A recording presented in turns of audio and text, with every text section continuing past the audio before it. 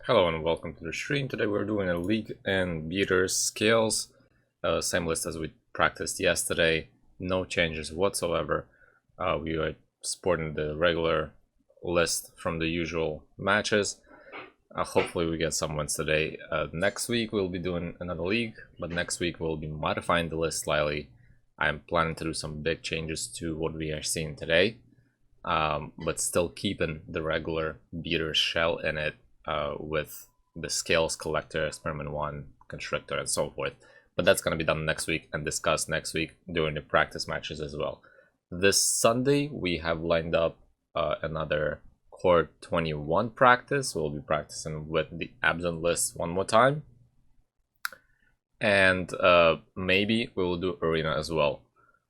This is the plan for this Sunday, and that's going to happen at 6 p.m. Eastern Standard Time. Today we're doing league, and as a reminder, you can see a couple of links down there below. Those links are for the referrals. If you want to get free bot credits or some bonuses, make sure to click on the pictures of the sites that sell magic cards like Card Hoarder, Mana Traders, MTGO Traders, and so forth.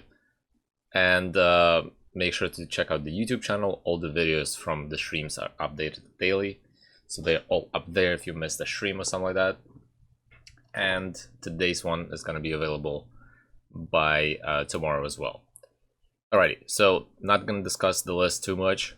Nothing changed. If you missed the changes, updates, and so forth, make sure to view the previous videos. We're just going to straight jump into the league match 1 here. So let's go ahead and get started.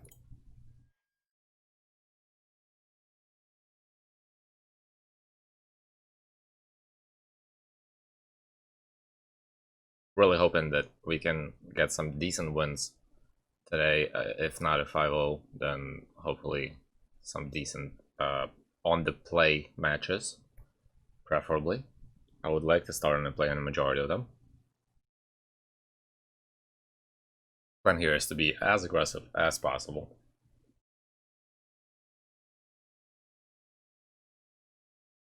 Oh, and this is a new league season that started today. Yesterday, I'm not sure if it's today or yesterday that it started, but last time when we played the league, it was the last league of the previous season, and the whole thing got refreshed. Today we're starting a new one. It's not really relevant to what we play and how we play.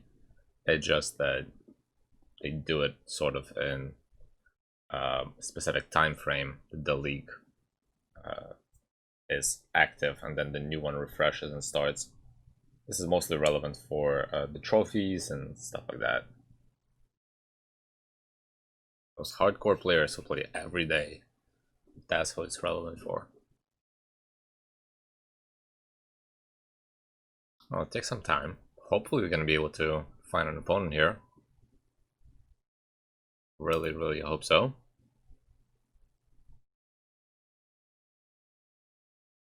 Patience is the key.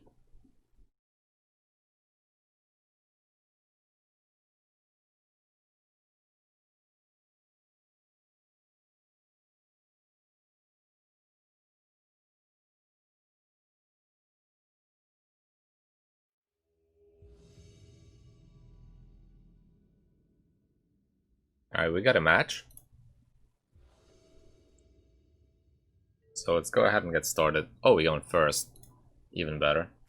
So starting out well. The hand is not the best hand.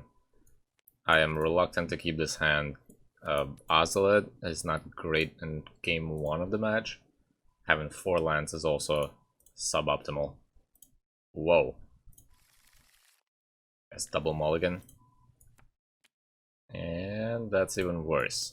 Alright, so one skill goes on the bottom, Voracious Hydra goes on the bottom. Gotta keep that. Unfortunately, cannot test my luck. Mulliganing down to 4. So it's gonna be keep at 5 with the tap land. I hate Woodland Seminaries, but unfortunately it's the best option we have right now. Unless we run in Mana Confluences.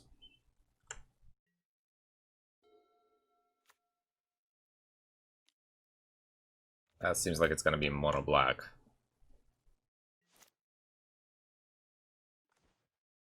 That's not a land.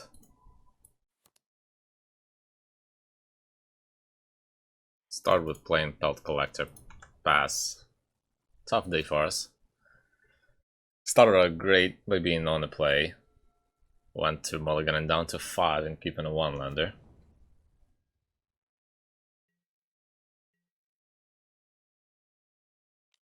Yep. And also mono black matchup is one of the worst for us. Yeah, absolutely worst.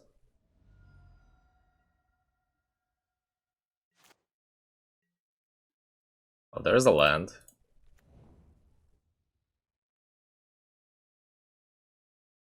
Can't really utilize it yet, but at least we get to play some of our support and stuff. I'll have to pass here. Next turn we're taking quite a lot of damage, and if he pumps the knight, and then we're also gonna give him a counter on the knight, which is terrible for us. Quite bad. And all we can hope for from here on is get another land. Maybe play Voracious Hydra, which would hopefully do something for us. But after the Fatal Push, quite doubt that. Although he cannot pump his knight anymore, so there's that. We take 2 down to 17. Having Ozolith here is really nice though. Alright, it's gonna be Winding Constrictor down to 16. Still cannot block the knight.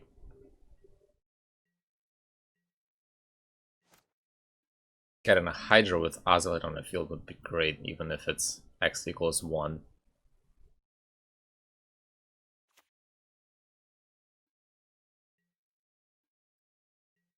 So attack with the knight only, which we'll have to take. He's gonna pump him. We're taking 4 here. Gets a counter on the knight. And that's another knight, so he gets 2 counters. Card is a powerhouse on its own. Alright, so hopefully a land. There's a land, and an untapped land, so that's great. We could play Hydra here. And with the Hydra we can remove one of the knights. Or we can double the counters on a Hydra. Either or would work great. As just removing the knight is a big thing already. If we play the Hydra, that's gonna come in as a 3-4. Which is not able to block the knight, the other knight when it's gonna start attacking. At least I can block, but I cannot kill it. It's pretty tough. But we have to start getting rid of his creatures. We get to double, that's 7 counters though. And we have a blocker on the field. If he pushes the Hydra, we get 7 counters on the Ozolith. This could seem like a better option here actually. Just in terms of getting more counters here. It's 7, then it's gonna turn into 9. And that's pretty big if we have Nissa on the field.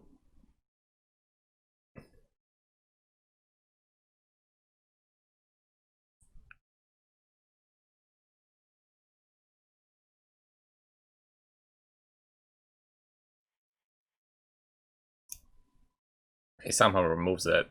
I'm gonna be taking damage from both of these, which I cannot allow, so I'm gonna have to fight it, remove that. Pass to him. I'm gonna see attack from a knight again. Then becomes a question whether I want to block it.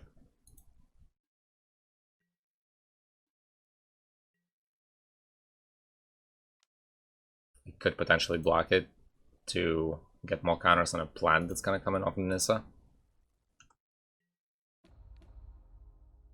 And this way I'm gonna force the pump. And he's not gonna get a counter either. And we save our life total too. Alright, so 4 counters on Ozlet.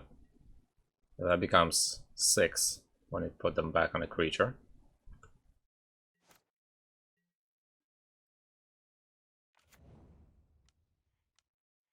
There's Nissa coming in.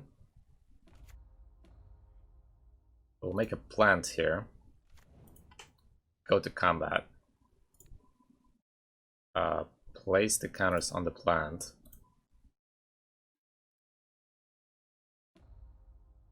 That's a 6/7. Pretty safe to block that. And I think I want to play slightly defensive here, maybe. Just because I want to keep my Nissa alive in case he pushes the plant or destroys plant somehow else.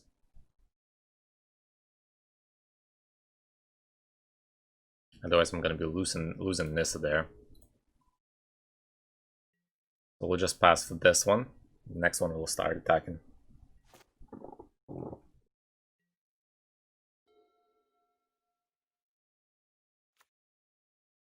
Still has 4 cards in hand, so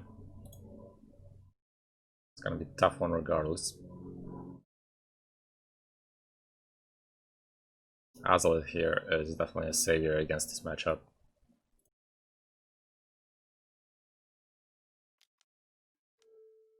Alright, that's gonna be a swift hand on the Nissa.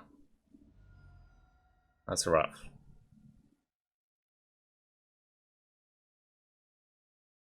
We're gonna see attack from the Knight, that's the question.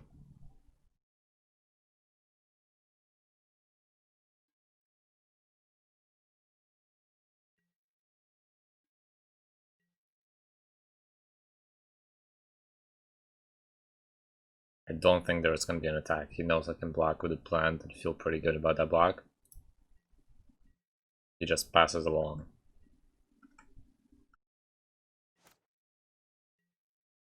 Experiment 1.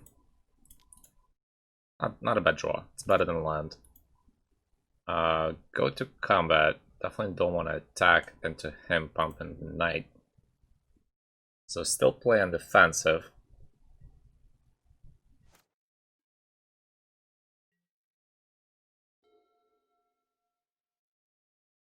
We slow it down a little bit. We can regenerate meanwhile into a better position for ourselves.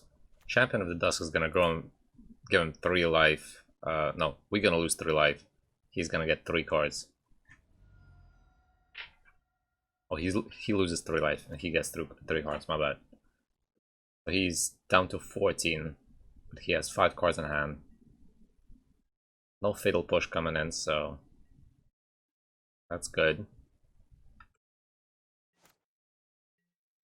That's a land for turn. Not ideal. I'm gonna play it tap just in case we draw Ballista next turn. Oh, it doesn't matter. We just need 4 from Ballista. Do I want to attack here? 6, 7, attacking, and he cannot pump the Knight, but I do want to leave a blocker for the Knight though. And he has a Champion of the Dusk. If I attack with the plant, I don't think he's gonna be blocking. Maybe he's gonna block with the Dust Legion Zealot. Which right now doesn't seem like worth doing since I'm gonna be taking much more if I decide to attack. Pretty sure he drew a bunch of removal spells, so we're gonna see some removals going into our face. There's Sorin. That's a Vampire Tribal then, not just mono black.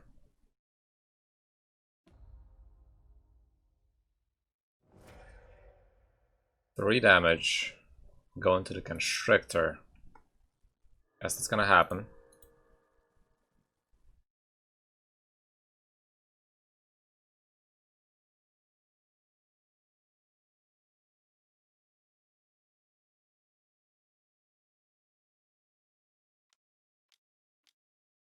There is a Murderous Rider coming in.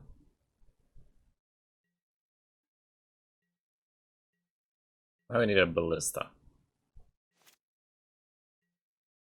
That's not a Ballista. Letting Sorin survive here seems like a very bad thing to do.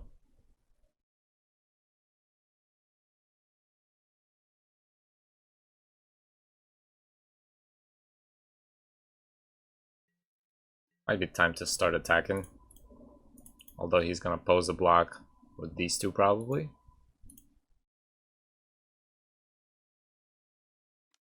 Oh, I hate Sorin on the other side. And Mono Black being the worst matchup for us. Especially in Vampires when it has so much lifelink. Terrible. Just ugly. And there's that one Vampire from Ravnica Block, I believe, that he can just put on a board and it does so many things for the Vampire tribe. Alright, so block with the Mutable, and that's it.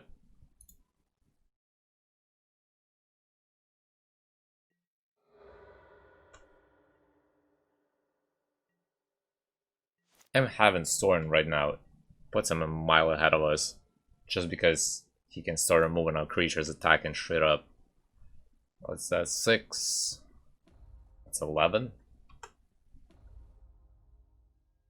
7. That should be perfectly enough if we don't block, but we have to block this one. No, I'm talking about the... What's the converted mana cost? I think it's 7 or 6 converted mana cost that they just use in a deck to bring in with -3 of the Sorin. I don't remember the name right now. It's one of those mythic overcosted vampires with flying that I believe every time it attacks it gives life, something similar, some insane ability on it.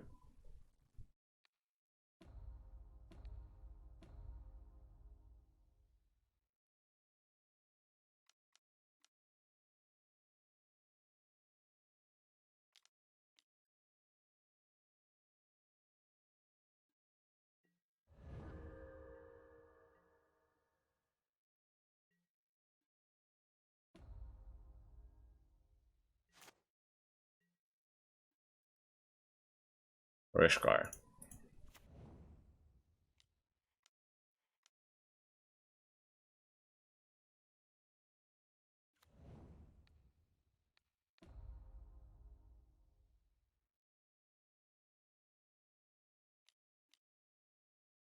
Heartless Act. Okay. Has lethal on a board, 3 creatures. We don't have enough blockers. I could remove Sorin, but that's about all I can do. Let's go to sideboard. Time to bring in our removal. Need to get a better hand than keeping a 1-lander in hand on multi 5. So, Fatal Pushes. Thought Thesis is debatable if I want to bring it on to play.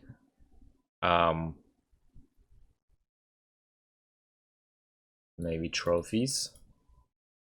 Definitely helps with Sorins there as well. And taking out, definitely keeping the Ozlets in. Scavenging Ooze is going to help out with eating up the vampires in the graveyard and gaining life. Nissa is great to make the body. Stone Coals are going to go. Not a lot of flying threats and a ton of monocolored threats, so protection is not going to help here at all. Now let's see if I want to bring in Sassage Trophies. That would be dropping another 2 Stone Cold Serpents, which should be fine in regards to the curve. And going down to 26 creatures. Thought Seizes though, on the other hand, those are gonna wait till the next game. 1, 2, 3, 7, 8, 9, 10, 11 removal sources. Should be okay for now. We're going first as well. I want to keep the speed here too. Okay, that's about a hand. No scales in hand though. It's gonna be a keep with the hope that we draw a Wine Constrictor on our turn 2. We'll start with dropping Pallet Collector so it eats the removal. Right, opponent is thinking whether he wants to mull or keep his 7.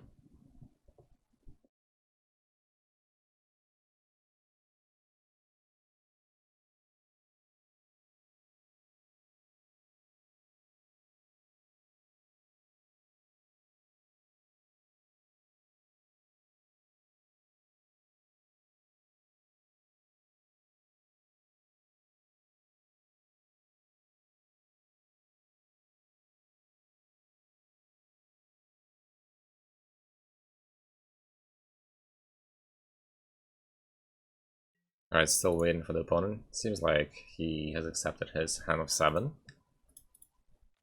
Let's start with a Pallet Collector Go.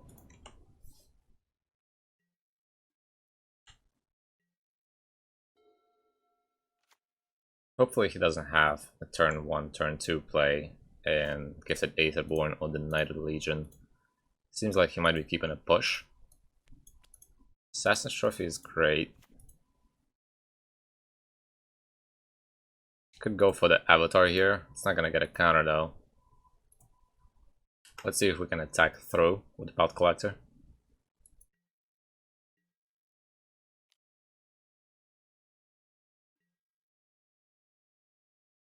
Seems like the damage is gonna go through. Let's play Experiment 1. Worst comes worst, we just play Avatar next turn. Grow them both and attack for 4.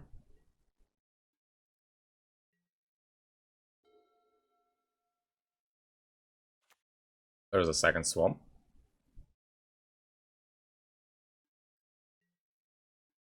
And no turn 2 play.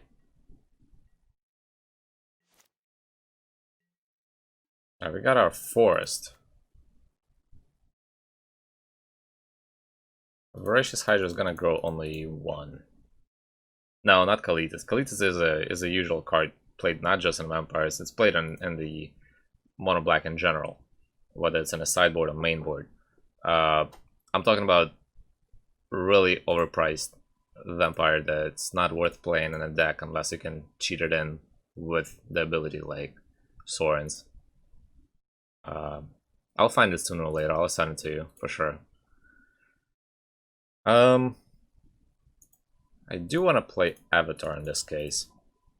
It's a 3-2. That's fairly aggressive. Pretty sure he has Heartless second hand though.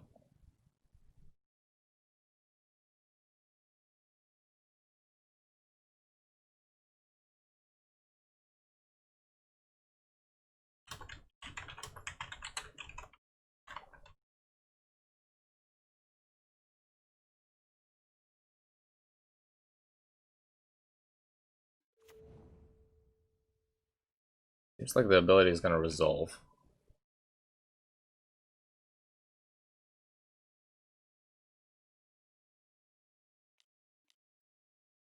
There's the Heartless Act. Weird. He tries to kill the Pallet Collector in this case. Alright, and we get to attack for 2. Down to 17.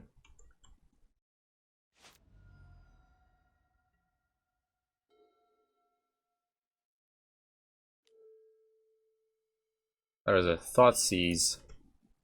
Pretty good. Has some good targets to pick.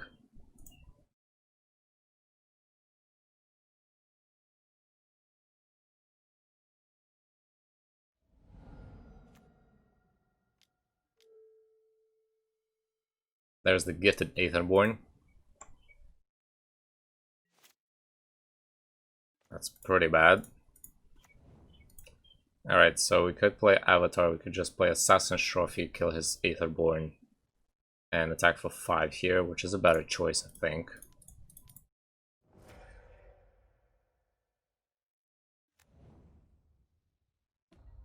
So attack for 5. Down to 10.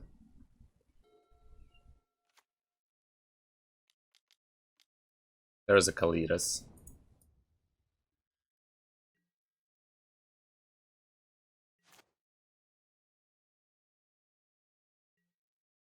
Llanowar Wastes. I'll play the Avatar. Gives us a counter on the Experiment 1 in case we need to protect it. Can't attack through the Kalitas yet, although the other Avatar will be able to do that next turn.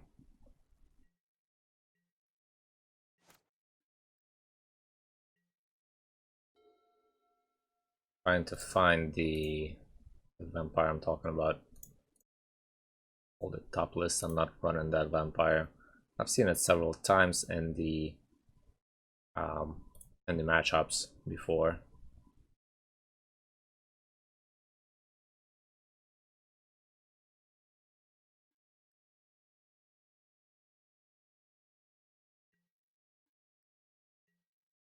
We are not gonna see an attack here from an opponent. He's keeping up quite a lot of lands open. There's a hardened scales. Guess we can play that. I do want to attack with the Avatar. There's gonna be a block. We'll see a trade. He's gonna get that zombie. Which is fine by me. That's 3 life too. But at least we don't see any removal coming at our creatures when Kalidas is on the board.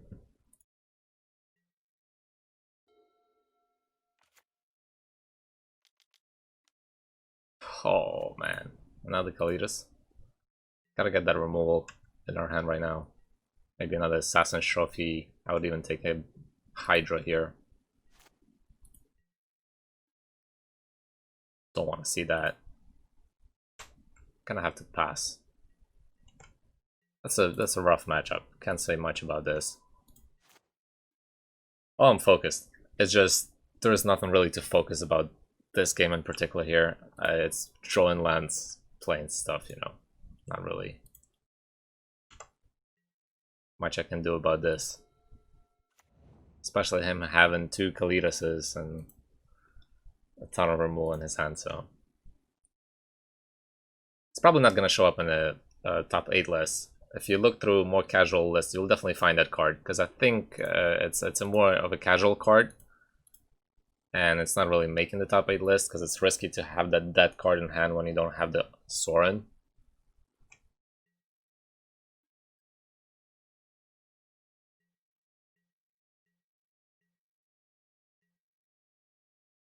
Seems like he's on a dead draws too. Alright, Hydra is nice.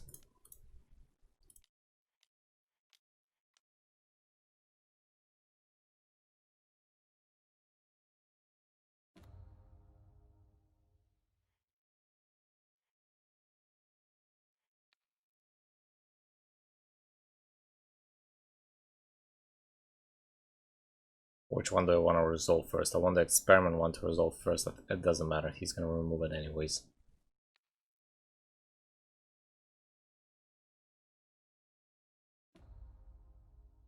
Is it gonna resolve? No, it's not. It logically should not. 2 counters. Okay. Pretty safe about attacking now, though.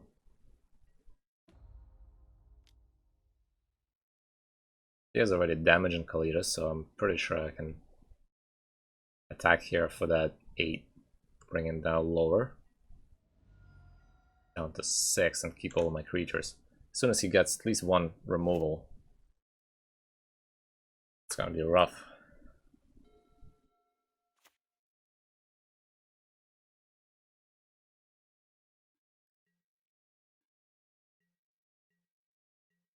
Seems like he's drawing a lot of lands. He could have used his castle, which he didn't, because I understand he doesn't want to lose more life. Ah, we're drawing a lot of lands too. 5/6 life linker. If we try to attack here, that's gonna block the experiment one. It's gonna get 5 life back, but he's gonna take 8 damage. If he blocks Avatar, he's taking 10. Blocks Hydra, we don't lose anything, but he's gonna take 8, so 3 in total. It's worth attacking anyways, if he has removal in hand or draws removal with the Castle Loftwing. Tough luck.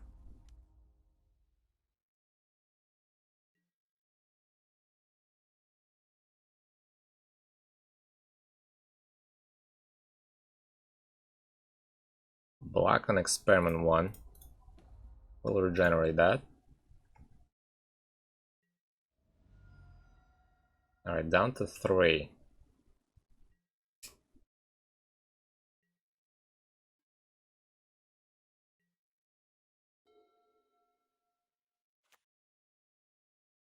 Another land. And he has something to play. Champion of the Dusk. Oh, but he's losing 2 life. That's a bonus. That's really, really good.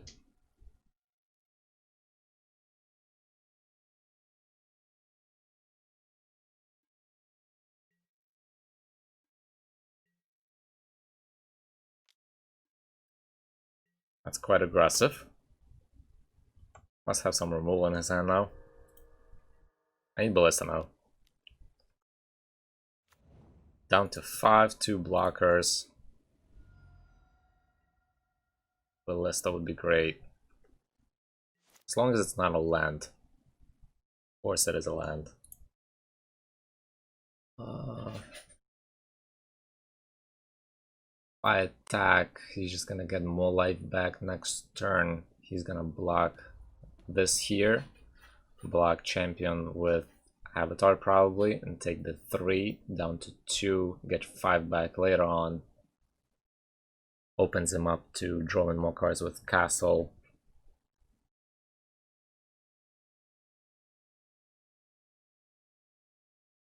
Even gives him more counters on Kalidas potentially. Land is last thing I wanted to see here. Like for the whole game I've drawn only 7 good cards and the rest was lands. Lately Skills has been letting me down with all the lands. Can't see how I can do anything here right now.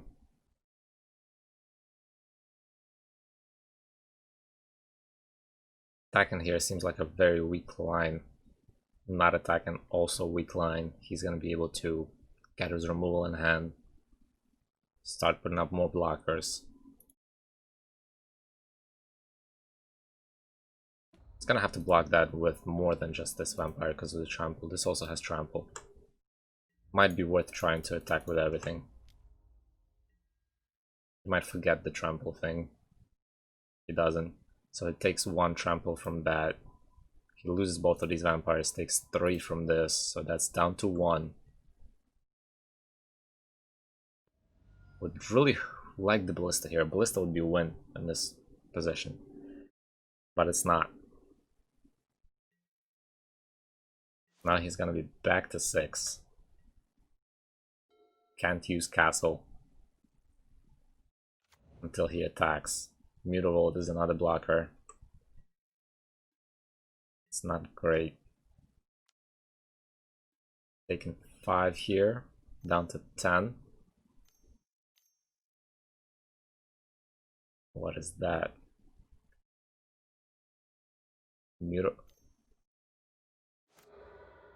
Okay, so he wants to pitch in for 7 here. Up 2 castles though. And has a Dusk Legion Zealot. I see. Down to 7. Gets another card. If it's a fatal push, he has a chance to kill Hydra here.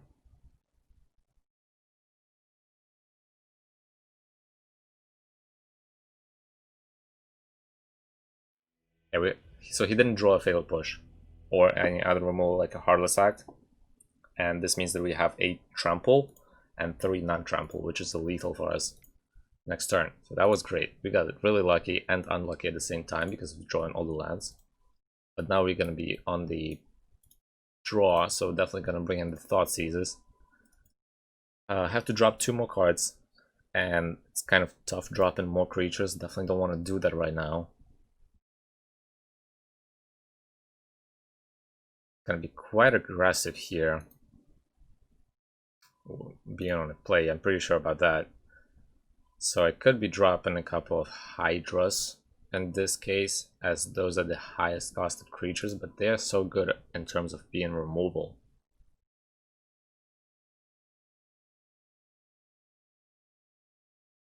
Maybe drop Nissus. He has the Murderous Riders to kill it.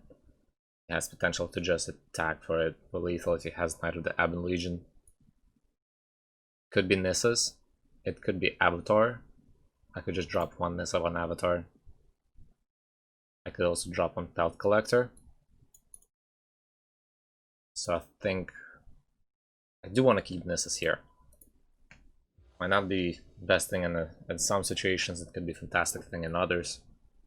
So we will see. We will see. Alright, 2 Woodland Seminaries and Overgrown Tomb. Not the worst thing for now. Experiment 1 Nissa hardened skills. Nothing really to react with, no Ozlet, but it's a decent hand to keep. We're also on a draw. Can draw something significant after that too. So we will see. As long as they don't face a Kalidas, Knight of the Ebon Legion, we should be fine. So Swamp go, that means he has a Fatal Push in hand. We'll play around that by playing the Tomb and Scales, since he didn't Thought Seize us for that. Pass the turn.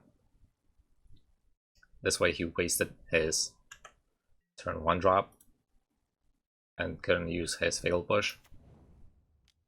Slowing him down a little bit. There was the Gifted Aetherborn.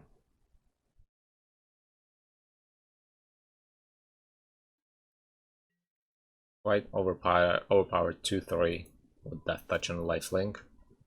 We got a Voracious Hydra. Not bad. Play Woodland Cemetery.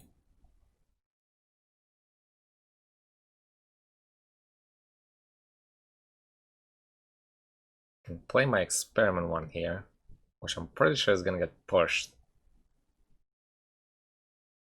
If it doesn't, next turn Rishkar. Feel really good.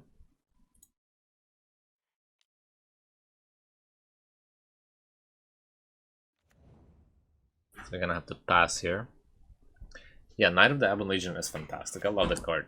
I was thinking about putting on Scales as well. Being a 1-drop black is at times rough, especially when you're playing mostly green deck. But it's a nice card. I like it.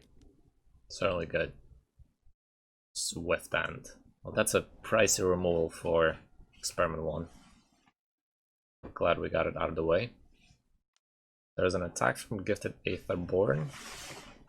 That's gonna be 16-20.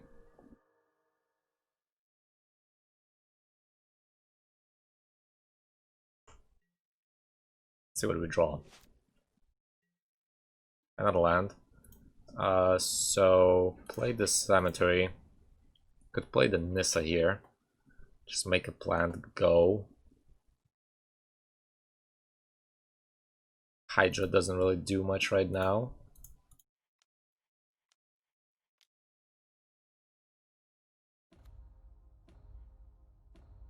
Let's start growing Nissa. I doubt he has another Murderous Rider.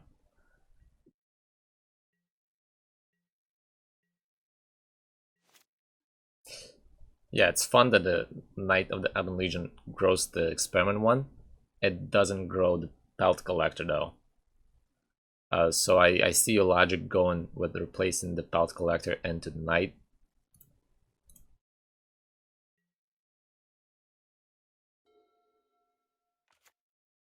And I can see that it might have the potential, especially since you can grow the Knight just by using lands. So in case you get flooded and you have Knight on the field, you can grow him, get the counter on him at the end of turn. It's pretty good. There's Soren.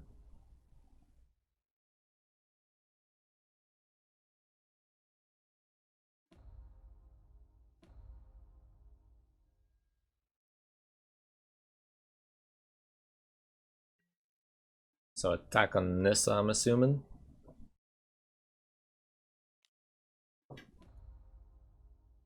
I might actually take that. Bring Nissa down to 1. Next turn, make another plant. Play Rishkar. Put counters on a plant. Attack with the plant at Soren. Rishkar stays behind.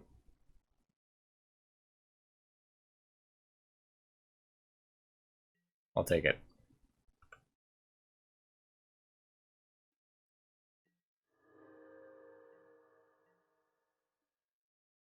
Seems like he's really concerned about Nissa. And that's good. Diversion tactics. Alright, so we got another Experiment 1, which is fantastic in this case. Definitely want to play with that. So let's play Forest, play the Experiment 1. We'll play Rishkar now.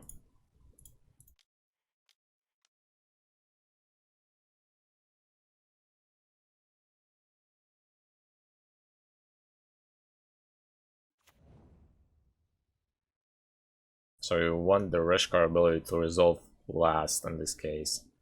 And the counters from Rishkar are gonna go on the plant for sure. And I do want to put it on experiment 1 just because we can make it pretty big. Make sure that it doesn't die. Why not?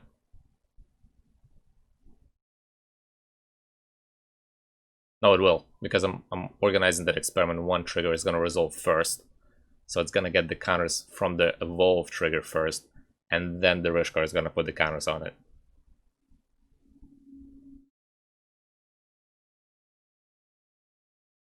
So basically it's still going to get the evolve trigger, and then I'm letting the Rishkar ability resolve last. This way the counters from Rishkar are going to go on it after that. That's exactly why I'm ordering this way. Because whatever you choose first to put first on the stack, that's going to be the last thing to resolve. See? So experiment 1 is resolving first. It gets the 2 counters as of that. Yeah, that's why MTGO is a little bit tricky with that. But logically, if you think about it, that's exactly how rules about... well, that's a big bummer.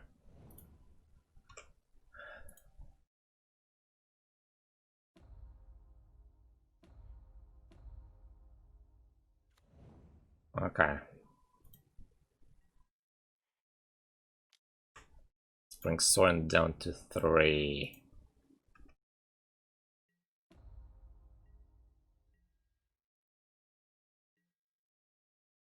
Like, I hate when an opponent gets much more luckier than you.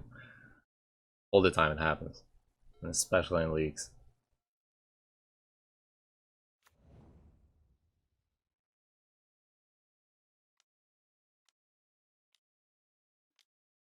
Rankle. So this is dead.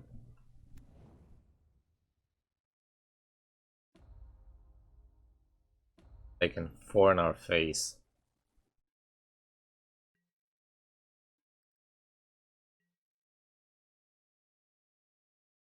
He cannot, yeah, he should attack with Rankle.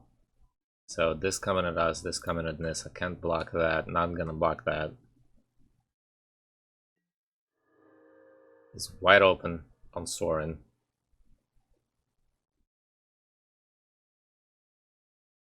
Could be another Fatal Push sitting in his hand. My Voracious Hydra is gonna take care of Rankle.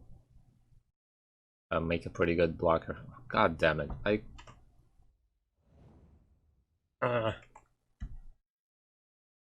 Okay. Puzzle it.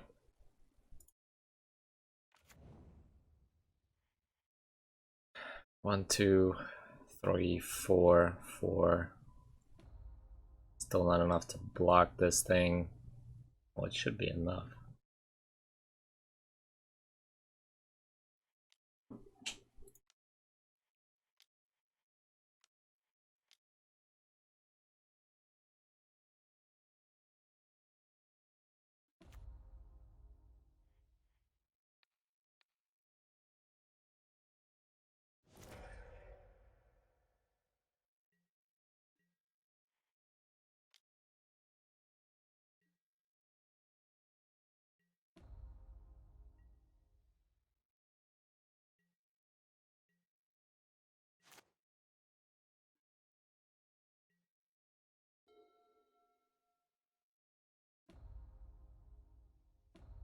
So 5, 6. And 5 down to 7. So I'm gonna have to do that.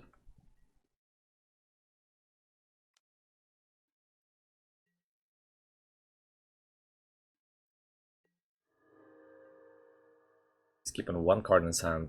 Could be a removal spell.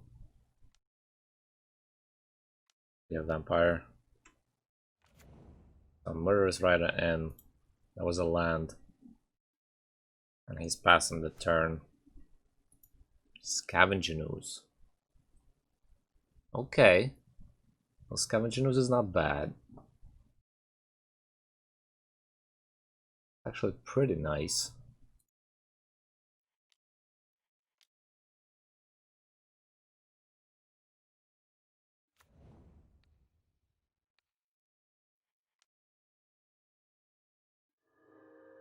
grab that. And I would like to play my Ozlet now. Do I want to sacrifice my Scavenging Ooze to defend against the Gifted Aetherborn? That's a potential yes. Since 5 lifelink is huge for him. But I do have a plan to just give him the 5 life and then try to stick around with the ooze.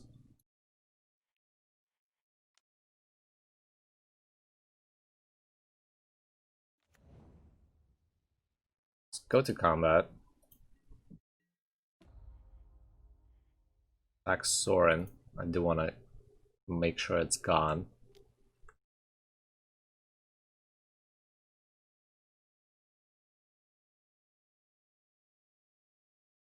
Double Castle is a problem for us because he's sitting pretty high on life.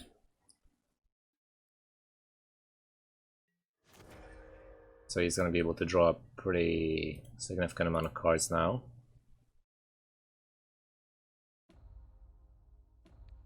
Do want to use this right now in case he has removal and then I set up blocks and he removes it. At least I'll get those 4 counters and nozzle it.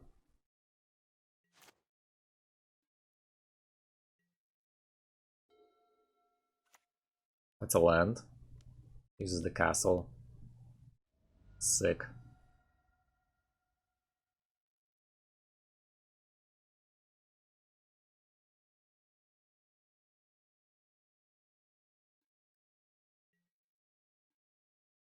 Combat. Now attacks. Okay. Our turn. There's a tomb. Could grow the Skoos potentially by 2 more.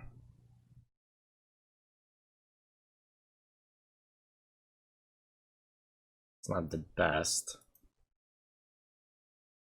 Getting rid of this would be great.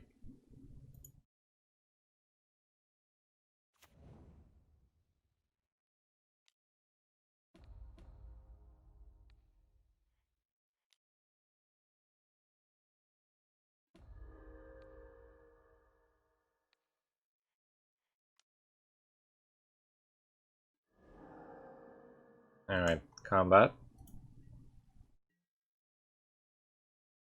I think I want to attack here.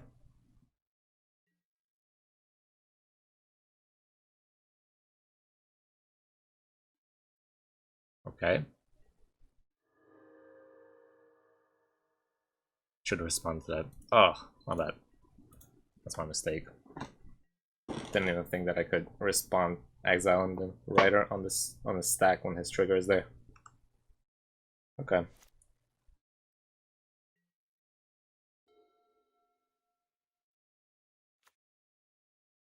That's a land. He's got Kalitas in hand.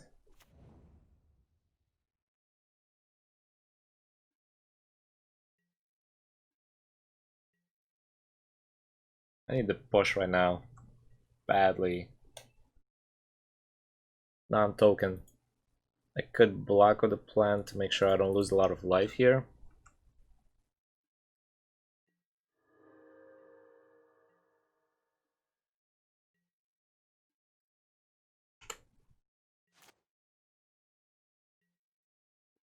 Yeah, Pelt Collector is better than a experiment one, but not the best.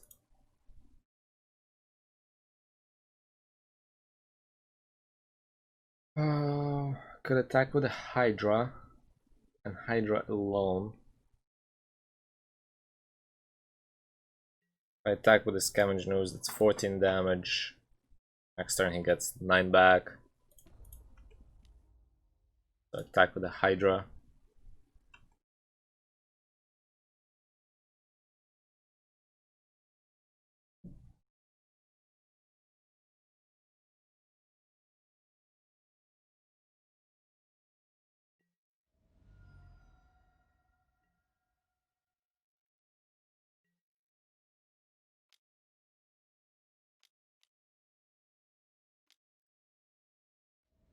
Alright, down to 35, has another card in hand.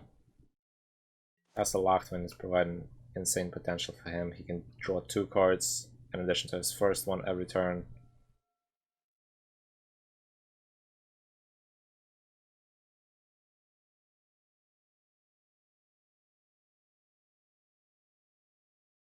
It's gonna be hard to fight through the Death Toucher.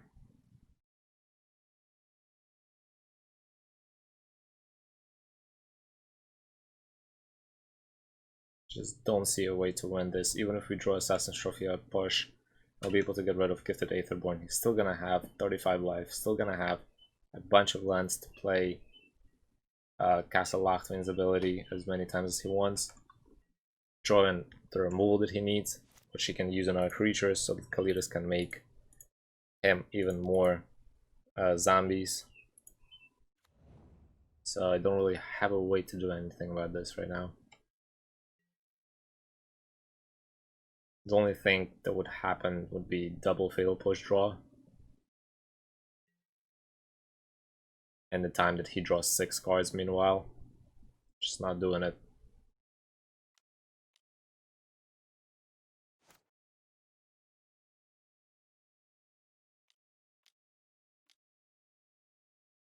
There's a Swift Hand.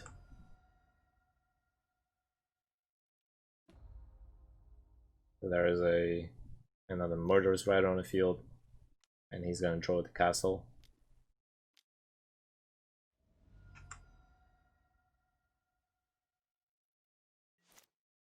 Yeah, mono black matchup is not the best thing to play against when you're playing beaters. I'm sure that the mid-range elves list would be doing much better against this matchup. And there's Rankle that can attack unobstructed, making us sacrifice a creature.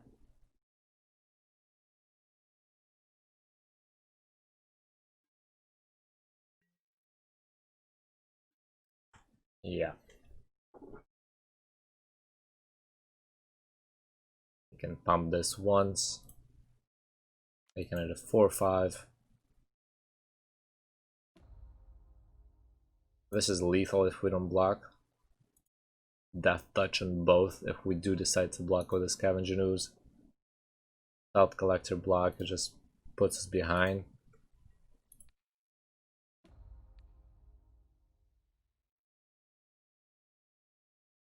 And this will, yeah, there is no way I can win. Doesn't matter what I do here. If he decides to attack here and sack trigger, sacks a zombie, I sack a Scavenging Ooze. And then we were already behind. Oh, we were behind a couple turns ago. I think that was turn 1.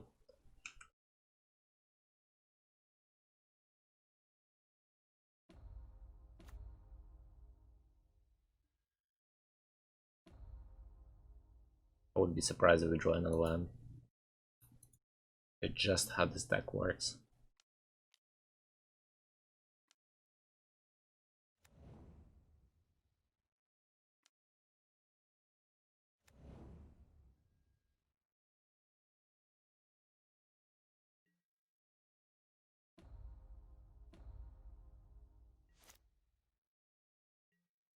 I was right.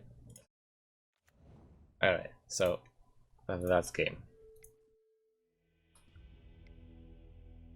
That was rough, especially since we couldn't win the on the play match to game 1 in the match 1. That was rough to mulligan down to 5 and pretty much forced to keep a 1-lander. Otherwise I had to mulligan down to 4, which is even the last chance to win, especially against Monoblad. Very unlucky in this match. Absolutely unlucky. Drew a lot of lands. Game 2, don't even know how I won. With the amount of lands that I drew. Well, he was stuck on lands as well. But unbelievable. Alright, that matchmaking failed, so we gotta wait for another opponent.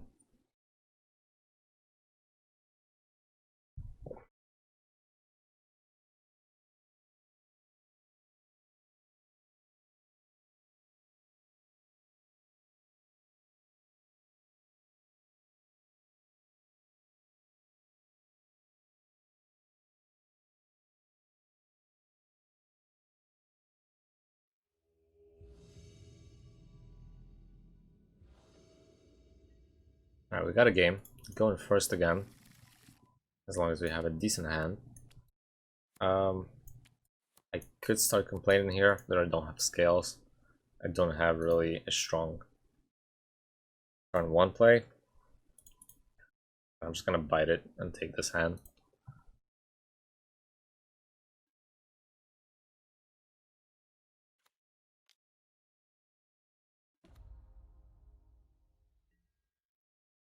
I bet we were playing against the blue-white control here. I was wrong. The Bloomin' Marsh. Yet another mono black essentially. Removal tribal. Very strong tribe and pioneer.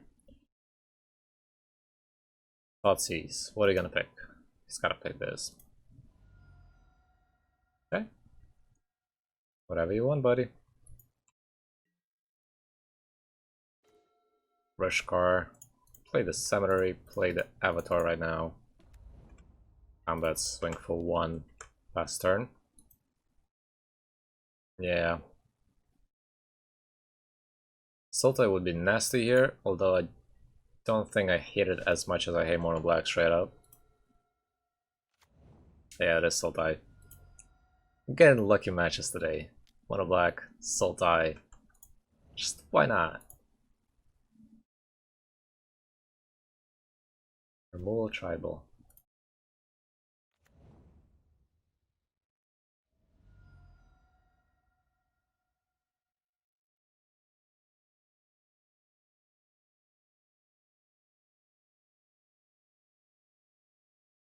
Just gonna eat a Fickle Push. I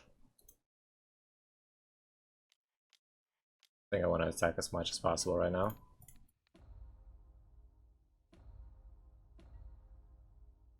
Down to 13. Potentially dropping this on next turn, -2.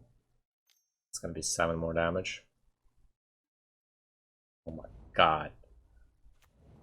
Just grab all the removal you have in your deck, why not? Just give him everything. And then at the end, drop him an Aura so you can bring him from graveyard right away.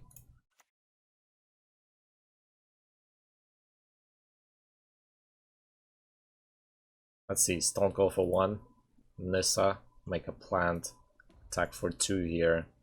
Or I could Stone Cold for 1, Nissa -2.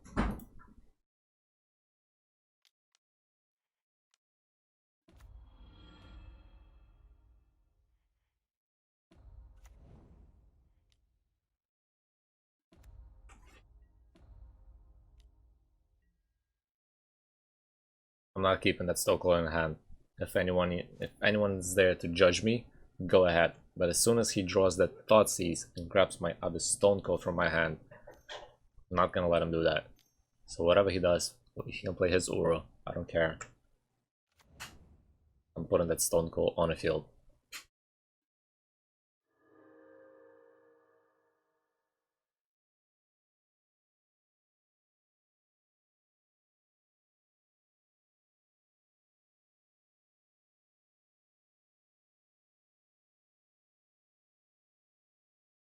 Come on, man. It doesn't take that much time to think about what land do you want to put on the field. Especially when you're playing Sultai. Alright, 5 lands. Traverse. Or is able to come back onto the field next turn. Can't quite deal with him yet. Ballista is a nice draw. Must say, I'm impressed.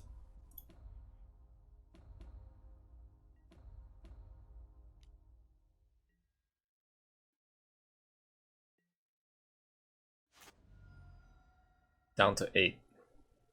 We're coming back up to 11.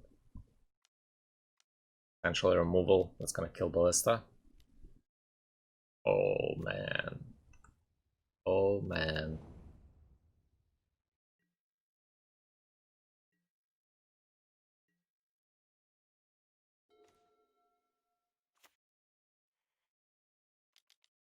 I would like a scales effect for once. -2, a 5/5 Ballista can get rid of either a Shkana or 2 spiders. Then we have a 4/4, a 3/3, and a 2/3. Attack with everything.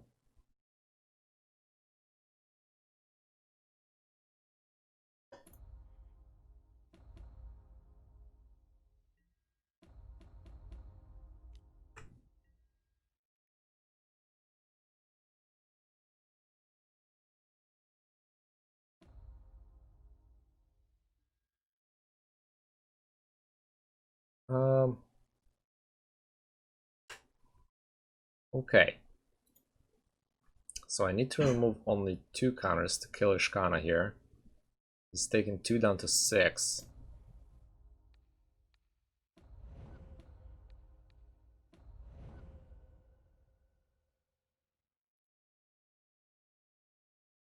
We're clearing the spiders up.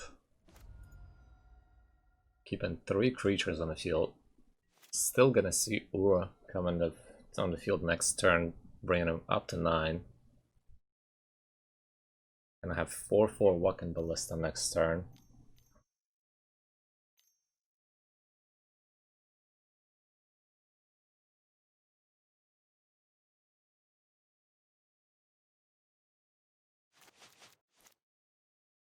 He has a different way to go with this. Interesting. Abrupt Decay. Satyr.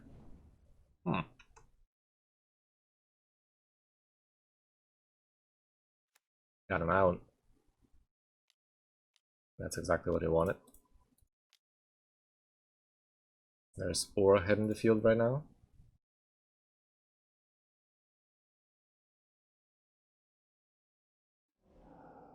The funny thing is, he cannot block Stone Cold with Aura, and that has a trample.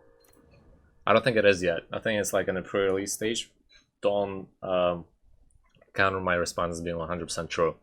I'm not really familiar with MTGO that much yet too, so I don't know how it handles the releases. I saw that the draft is on there already, like you can draft the Core 21 set or something like that. I'm not sure if it's legal in terms of playing it in other formats. I don't think so. I think that's another week to go.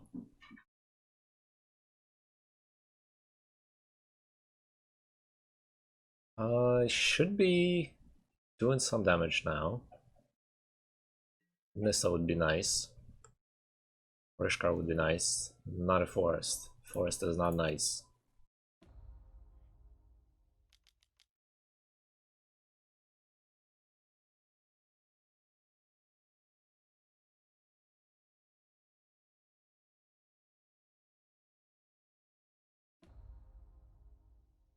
He's at 9. He cannot block Serpent with Aura.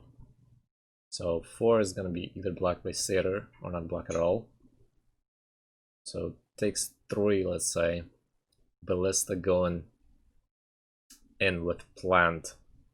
If we take that into account, Satyr is gonna block the Plant, Aura is gonna block Ballista.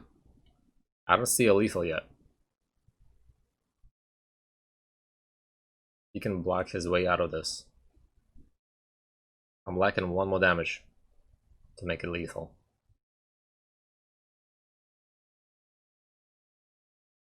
If he blocks this here, that's gonna force me to unload my Ballista on him. That's gonna bring him down to 5. Serpent deals 4, down to 1. And if he decides to...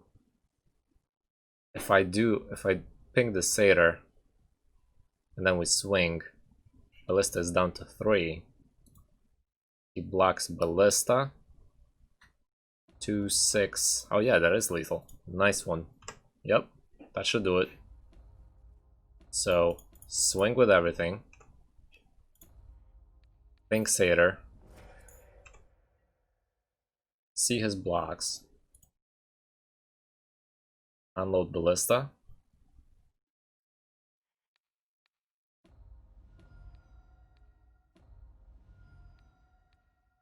That's exact. That's nice. Awesome. Thank you for that. That was a nice catch. I overlooked that for a second.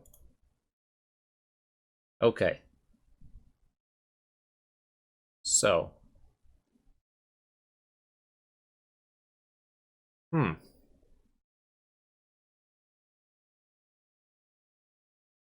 are coming in.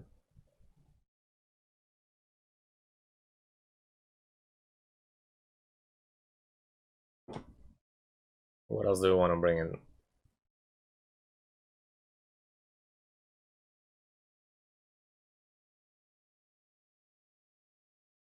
Thoughtseize are coming in. Do I want the duress in? What do you guys think? Should I bring the duress in or not? Seems like duress could grab a removal spell from his hand.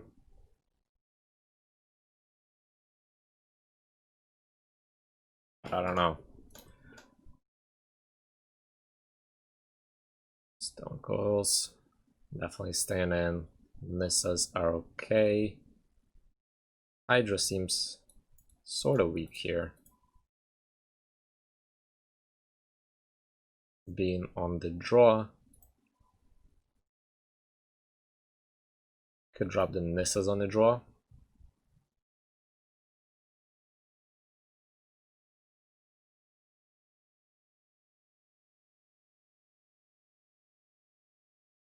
Maybe one avatar is gonna go away.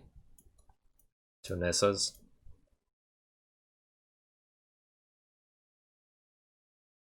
A lot of one drops.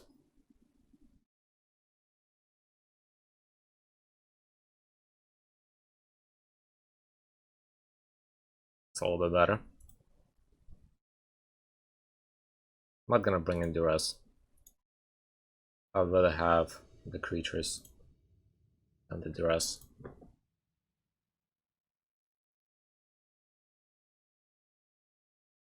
That's why I like to have you guys on the stream. It's always nice to have more than one head on the stream while you play the league. Much better. Okay. Scavenging was certainly great here. 2 lands. We got the Constrictor. This is perfect hand as far as I'm concerned. Definitely a keep. I would love to go first here. That's the hand I want to see when I go first.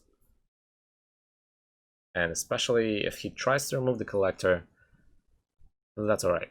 We'll just play Experiment 1 Stone Cold and then next turn Wine Constrictor. So Breeding Pool tapped.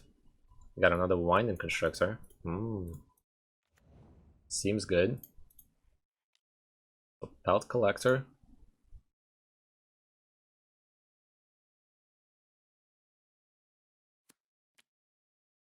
Try to utilize as much damage as possible. If the Pelt Collector is not gonna die, we'll just play Wine Constrictor and attack him for 3. If it is gonna die, we're just gonna play Wine Constrictor. Then next turn, try to utilize the second Wine Constrictor by playing Experiment 1 Wine Constrictor as long as you draw another land. So we'll see how that goes.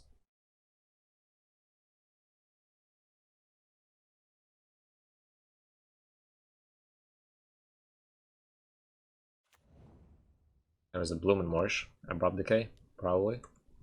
Say they're Wayfinder. Seems great for us. Allows us to attack for 3.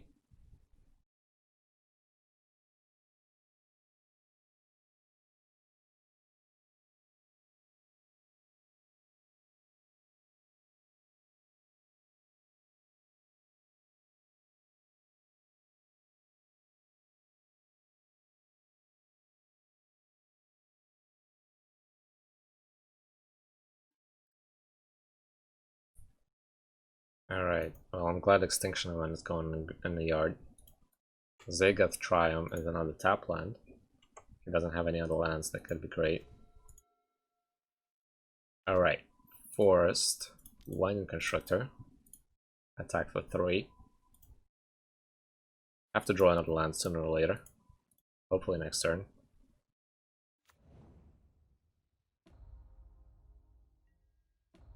Otherwise we might be limited to playing Experiment 1 into Stone Cold. Which is not a bad idea. Putting as many creatures as possible out there. But I still need more than 2 lands to be able to utilize Scavenging Ooze as much as possible. There's a Triumph, so I was right. He doesn't really have more than 3 lands right now. The Triumph was his only land in hand. There's a land, and on top of that, that's pretty good. Could play Experiment 1 Constrictor. And then start unloading the Serpents that are gonna be pretty big. Or I could start playing with the Scavenging Ooze and Exiling, but I do want to deal as much damage as possible here. So we'll start with Experiment 1. See if he has any responses there.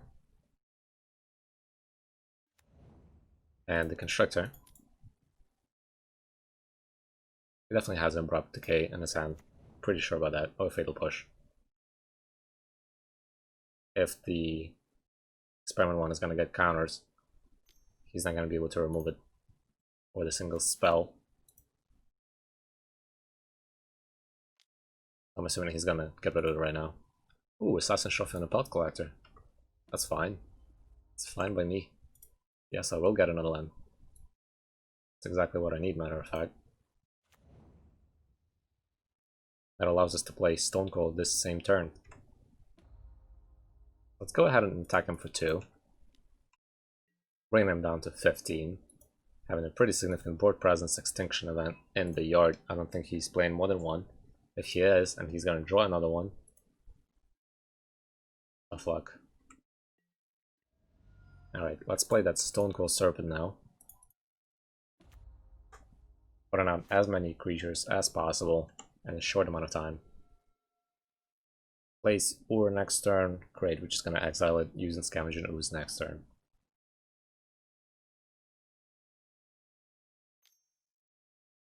Oh yeah, that's right. I forgot about that. That would put it at 2, yeah, that would still grow from the snake. You're right. Gotta keep that in mind. Keep forgetting that. Regenerate on Experiment 1. I have to remove the counters in order to get more counters on it. There's the Uro. So we're in pretty good position being able to get rid of it from the graveyard. Seems like he has enough lands to play here. But then he's tapped out. And let's see. Another Winding Constrictor. I'm not gonna play with that yet. I'm gonna play Scavenging Ooze here. Get rid of Uro. That's 3 mana. And we could play a Stone Coil. Remove the counters from Experiment 1. Experiment 1 is gonna be a 5/5.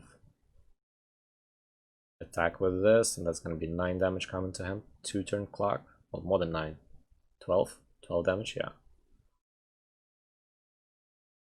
Okay, so Scavenging Ooze. That's the first thing we're gonna do. I want to get rid of this right now. That's out.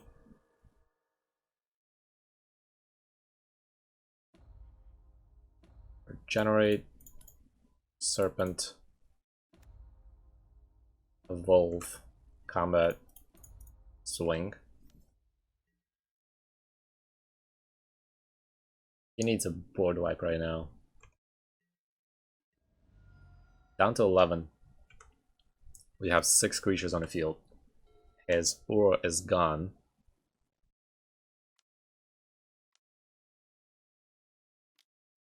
There's the second Uro. Might be able to bring it from the graveyard right now. If he gets the right lands. But that doesn't really give him the chance to survive here. Cursor of Crewfix. There's a grave on the top of the library. He can play, gets him a life. And there's a forest on top as well.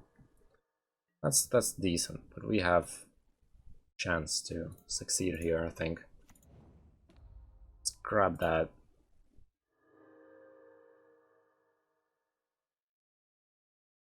I think it's worth just going to counter right now first.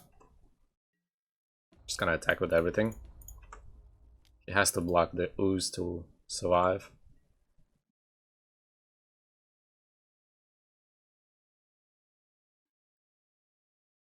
And that's gonna happen. And we still have a win. Awesome. Pretty good. This is pretty good. That was a nice match. Sultai is not that scary. It was really unlucky for him to bin the extinction event. That's really what he needed there to at least normalize for a little bit. Scavenging Ooze was an all-star that game though.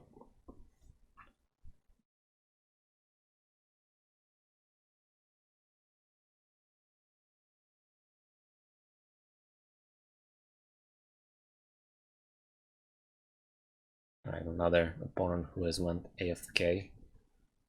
Seems like it. Yeah, that trick with the experiment one, that's what I'm forgetting all the time. You can remove counters to put more counters on as long as you have more scales effects on the field. It's really nice. Thank you for reminding me that. But essentially, save that death gain. That's why we got a 2-0. Really nice.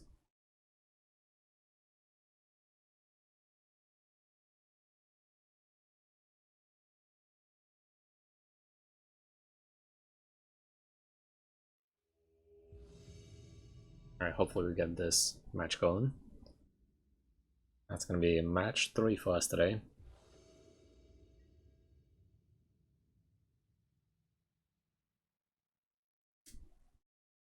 Go in second.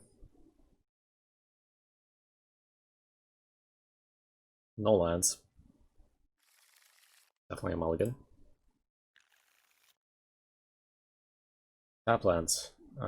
Tap lands. So experiment 1, scales, ballista, ooze, and avatar. Go in second. If you don't draw another land, gonna be stuck with tap lands doing nothing turn 1. I guess I'm gonna keep it.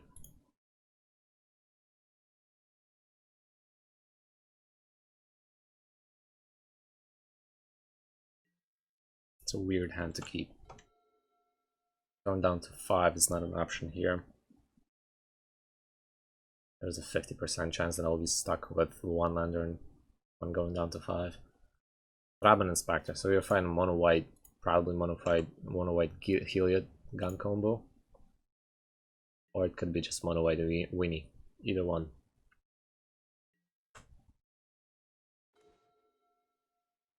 Oh, that's great. Getting a little bit lucky today.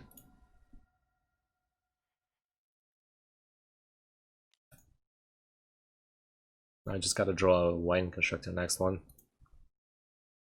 And we are in a pretty good position after that. Like literally this hand lacks only the Wine Constructor. Everything else we have.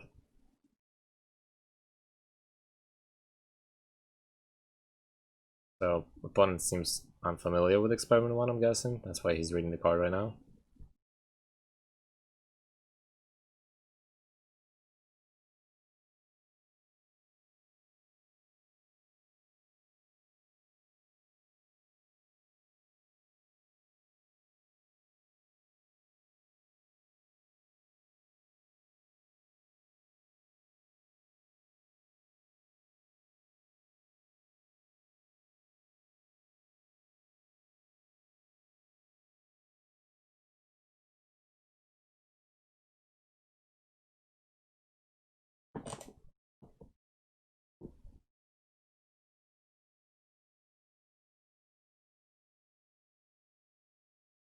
It's funny that the MTGO doesn't really show what Evolve is. Like, I think when you right click on the card, it should be able to show exactly what ability is. Like, you have the ability to put more text in the text box. They decide not to. Oh well.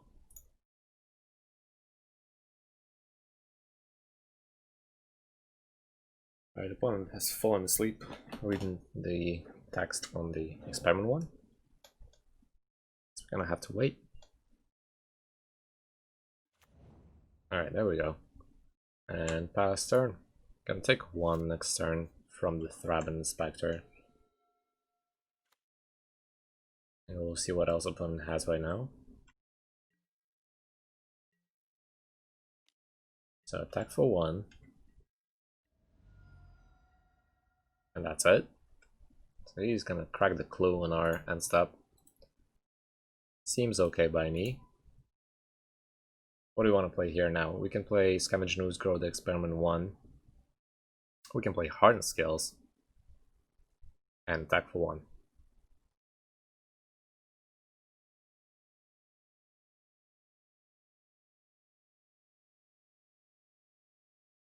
I think it's worth growing the experiment one right now. Just because if we draw Avatar, that Avatar is going to enter with that one more counter to grow experiment one even further. And I think it's worthwhile attacking for 2 right now. No way, opponent's going to be reading every single card I play.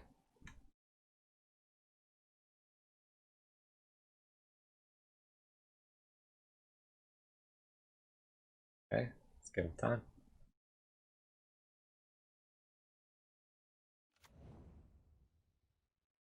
Alright, let's go ahead and attack for 2.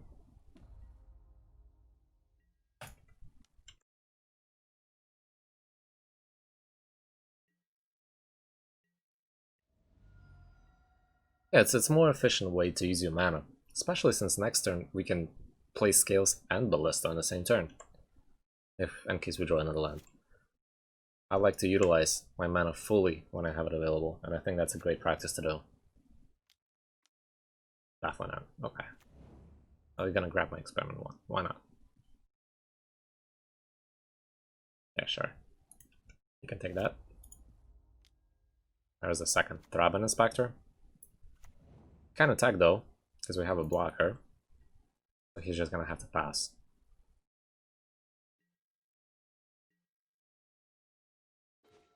Okay, second Harden Skills. Second Harden Skills.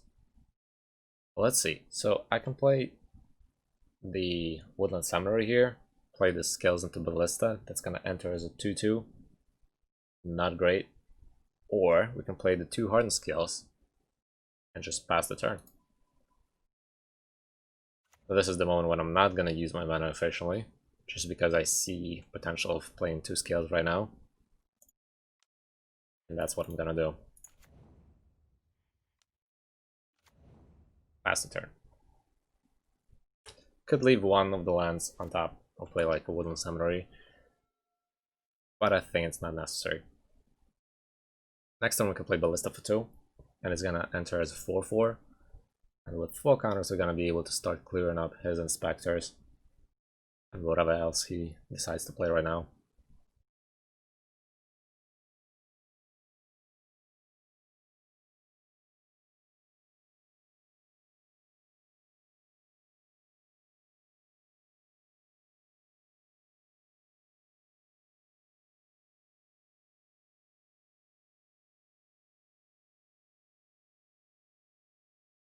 Opponent is falling asleep again.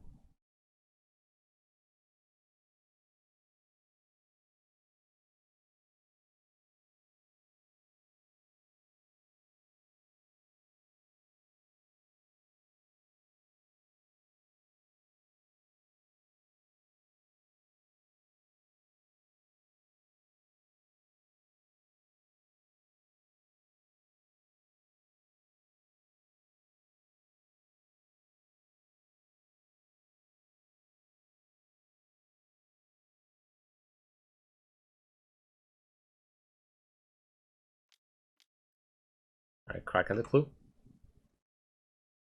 There are no Path to Exile, so that's great. But there is another Thraben Inspector and another clue. Seems decent. No attacks. Pass on the turn. We got a pretty big Ballista. Oh, Path Collector, really? You gonna do that to me right now? I guess we're gonna have to use that. And it's given, it's given. Gonna take a 3/3 Ballista, I guess, and we're gonna have a 4/4 Pelt Collector. Can kill one Thraben Inspector, and if I attack with Ooze, I'll be able to eat the other one from the graveyard, so I can attack with the Ooze here.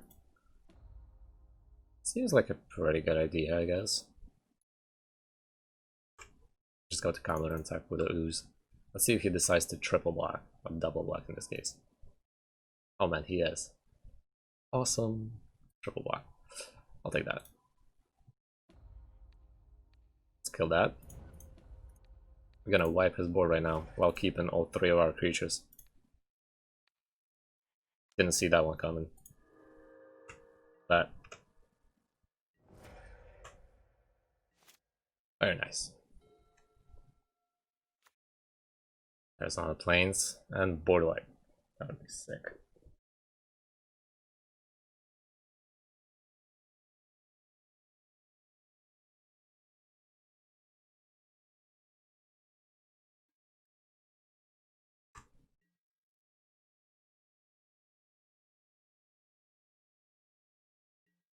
Okay. So it doesn't play anything. That's suspicious. That seems like Saddle and Wreckage. Could play Serpent here for 4. Instead of putting counters on Ballista. I don't think I should, in case he has the board wipe.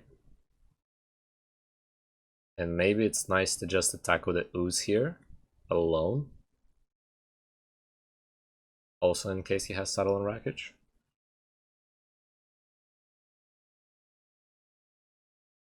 Let's go to combat.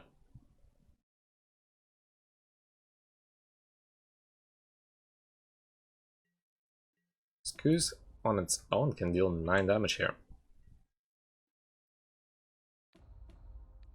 I guess that's what we're gonna deal here. While also getting life. Serpent for 2. Enters as a 5/5. That seems good. Does this deck even use board wipes? I don't think it does.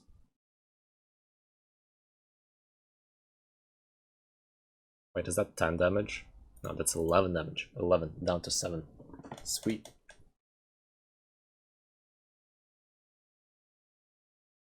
His mistake was triple blocking this Scavenger Ooze. I'm guessing the opponent is new to the Pioneer, new to the skills whatsoever. He didn't see that interaction coming. That was sneaky.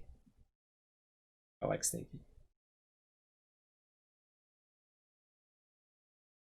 It should be game, unless he has a board wipe.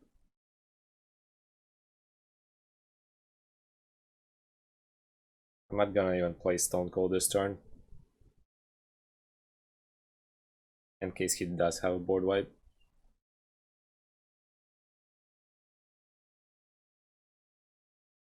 So I'm just gonna deal 11. Pass the turn. Next turn I can put the counters on Ballista and attack.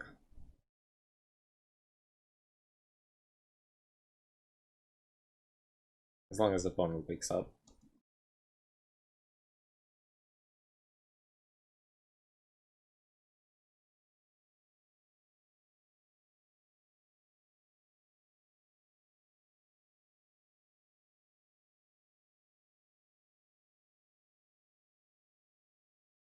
Alright, so he does have Stasis Snare.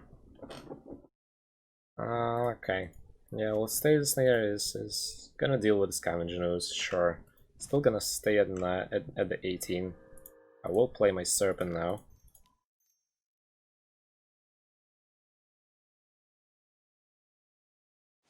Right now, I guess.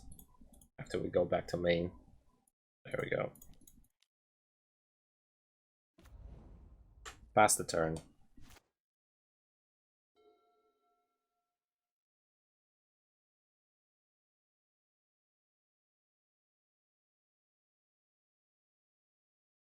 Gotta bring some enchantment removal on our game too. Golgari Charms is gonna be nice, and I don't think I'm gonna bring Unravels, although I might. Just kill his clue. Seems savage. And what else did I have there? Barrier Breach? Could be nice. Also deals with Heliod, so definitely gonna bring Barrier Breaches and Unravels. And Golgari Charms. Seeing how many enchantments he's playing, in addition to possibly a Heliod. Great for sure. Alright, it's opponent's turn. Arcanist all. So that's gonna be able to just chump block at this point. He might get a Heliod. Oh, he got a Daxus. That's okay. Daxus is fine. I can attack. Got a Bloomin' Marsh. Go ahead and attack with everything. 1, 2, 3. It's gonna be a 4/4.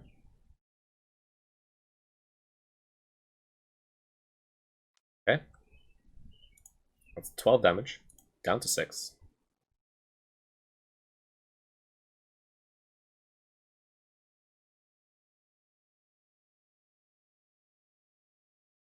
Can block Ballista, but I'll grow it. And he's gonna lose that owl. Looks like he's gonna just take it. I'm not gonna take it. You can tell it take 12. And pass the turn. Should be able to finish him off next turn just with the Walking Ballista. Even if he gets 1 life from Daxus. I do have a feeling he's gonna get 2 life from Daxus here though.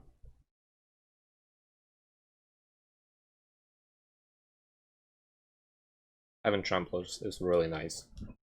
That's why I like the Beater's version, because it has so many tramples. There is a Knight. If he wanted to play Daxus, that's a little bit of a misplay, because now he's not getting life from the Daxus. There's Idyllic Range, but on counter on the Knight. You can have it.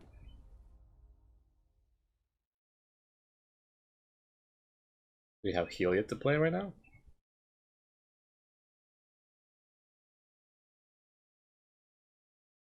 I don't see how he's getting out of this one.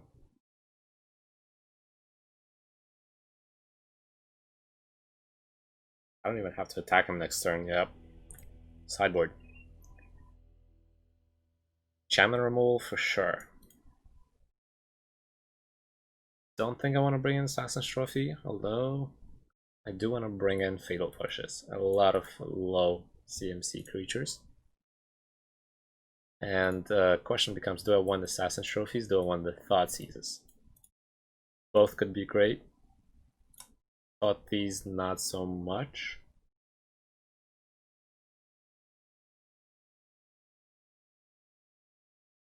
No, if we don't have either enchantment removal, we can always say that the Thoughtseize has been efficient enough to remove that annoying enchantment I can remove otherwise. What are we taking out though? Well, I don't see a lot of removal that we can stop with Experiment once. So Experiment once are down for this on the draw play. Probably get rid of Ozolith too. I just want to maximize my creatures here. And Nissa is mediocre here in this matchup at best, I think. Many times when I played the mono white, Nissa was just a way to slowing down the game, but they always came back stronger than we did. So I don't think Nissa is the choice to play here. And it seems like we are in the right number of cards here already. So I got some Shaman removals, a lot of 2-drops. A lot of 2-drops.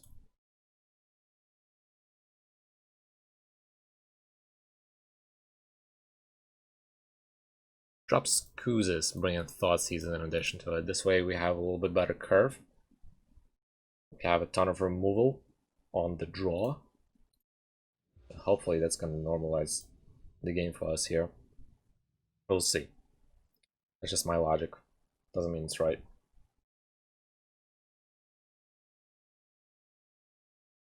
Alright, so we got Unravel in hand. We got 4 lands. Avatar and Experiment 1. Keep getting bitten on the 4 lands since I draw another 4 lands after that. But I'll keep it.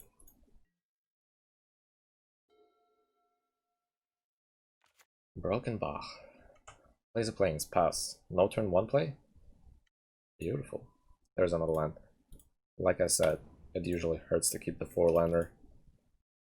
Drawing more lands is usually pretty bad. You're not gonna read this card again, are you? You already read it before.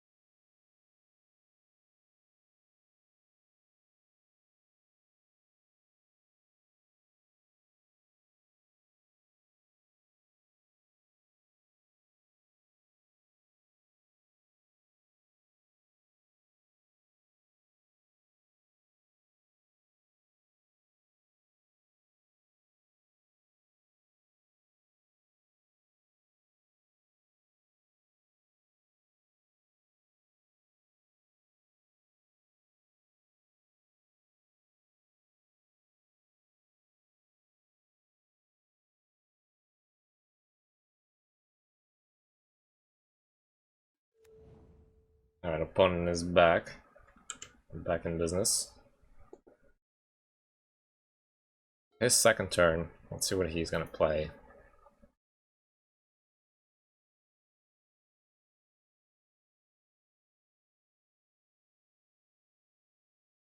The plan for the next turn would be hopefully drawing a Wine Constructor. There's Daxus. Could potentially attack it using Unravel. Wow. Wow. I feel like it's a trend. It's gotta be programmed into Magic Online. Whenever you keep 4 lands, you're just gonna draw at least 2 automatically on the next 2 draw steps. Let's see. I can attack it right now and attack for 1, which looks like a better choice to me.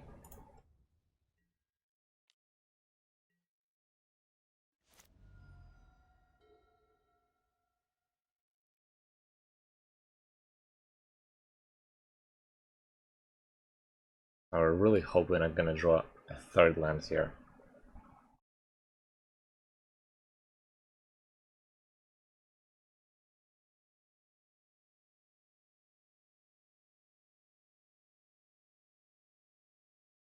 Well, if we do, we're gonna have a 2-2 Experiment, a 3-2 Avatar. There's a Heliod. Well, we have more enchantment and more coming in. Don't worry about that. Hey, that's a nice draw. I'm glad I didn't put that out on turn 2. Play the Tomb tapped. Constrictor. Attack for 3.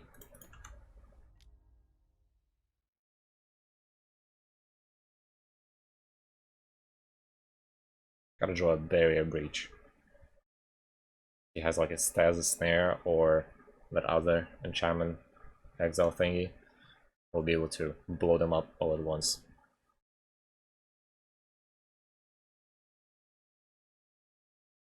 So opponent's down to 16. You have 5 damage lined up next turn at least. We play the Avatar.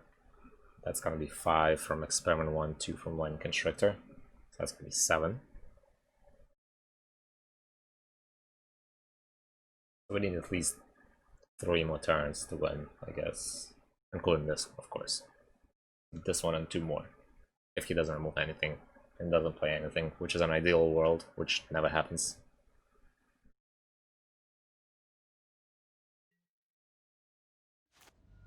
Alright.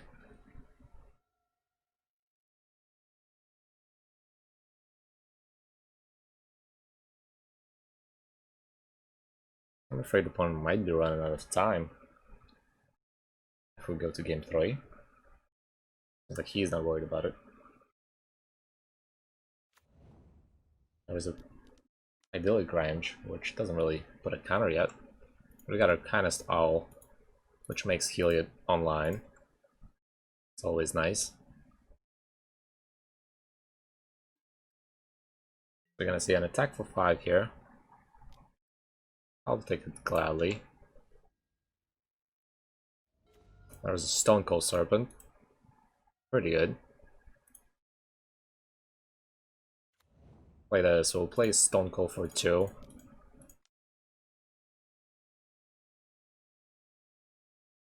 Oh, should have done that, right? It doesn't matter. No, it doesn't matter, because it's gonna come back to 3. Yeah, I have to have at least 2 skill effects. Does not matter. Now let's play the Avatar. And we can attack for 5. Bring them down to 11.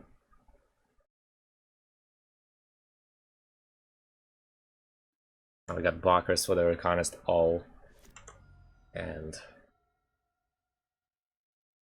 we'll see what's Heliod gonna do. There's a Thraben Inspector. It's quite a lot of mana with Nictus.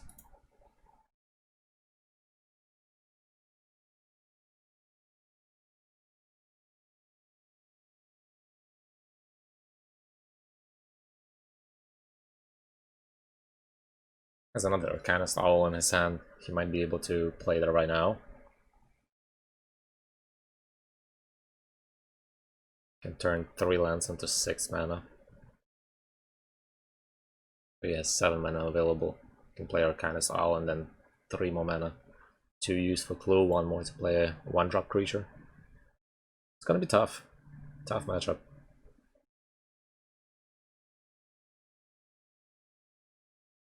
I was thinking if he should maybe activate Heliod here, which is also an option. Activate Heliod, give it lifelink, swing with Heliod, and then put a counter on like Arcanist Owl or something like that. What we need to draw here is going to be a Ballista. Get a Ballista on the field. With 3 counters, I'll be able to blow up Arcanist Owl, which is going to set Heliod back on the bench. And it's going to become online again, of course, in turn after, since he has another one. The best thing to draw here would be Barrier Breach, Unravel, and nothing else. I just need to get rid of Heliod here, I guess. So I need 2 cards out of 49. We'll see how that happens. I'll take another Avatar here too. That would be great.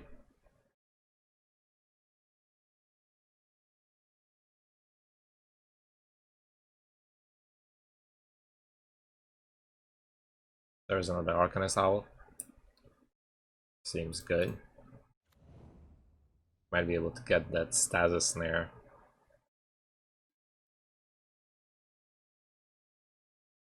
Yeah, he's definitely gonna clock himself. We are probably gonna go to game 3, but he's still gonna clock himself.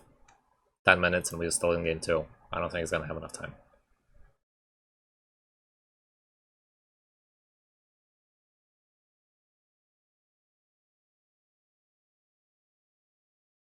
I don't think he's paying attention to the clock. Or maybe this is like his first game ever. Or maybe he thinks this is the 3rd game. Who knows? Actually, I have a question for you guys. What do you guys think about the webcam? I was thinking to put up a webcam so that you can see my ugly face, ugly mug, which is really irrelevant in games in terms of gaming and playing Magic. But I guess it would be more fun to interact with my face since you're going to be able to see how I react. And oh, my face tells much more than my mouth, trust me. But what do you guys think? Would you like that? If so, we can probably organize something like that.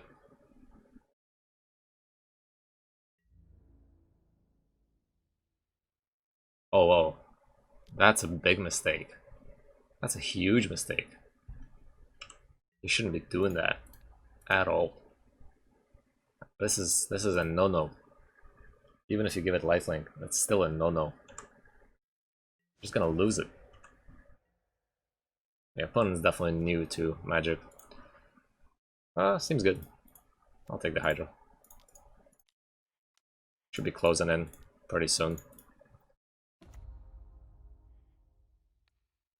Let's get rid of that. Go to combat. Let's swing in. Swoop in like an eagle. Has to block Experiment 1 here if he wants to survive somehow. Oh no, he doesn't. That's done. Well, I don't have to spend really anything for it, since I do have a webcam that I can use. It's decent, it's not great, but if I'm just gonna put a small, square in the corner of the stream, it's gonna be good. So that's not a problem for me in terms of spending money. I do have the webcam available. I was going to buy myself a present. In terms of getting a green screen, so that you don't have to, so that I don't have to block the whole screen with a square image. But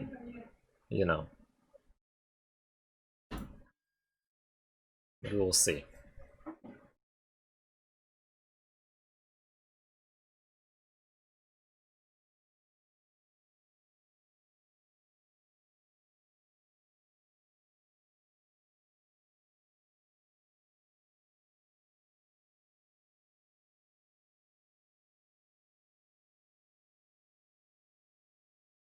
Yeah, I'll see if we can organize something like that.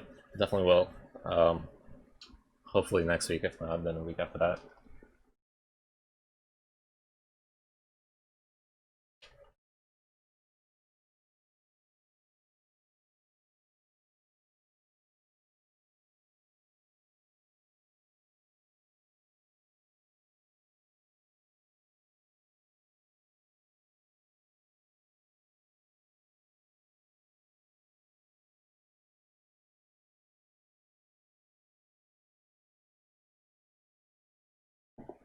Alright, so waiting for another game. So far so good. 2 wins out of 3 matches. So hopefully we get another one. This way we're gonna have another free league coming up. We get 4 wins, even better. It was unfortunate to lose the first match. That was bad. Alright. We got a match 4 going. See what we play against. Hyperdansha. Oh, that's funny. Hyperdansha. That's gonna be a mulligan.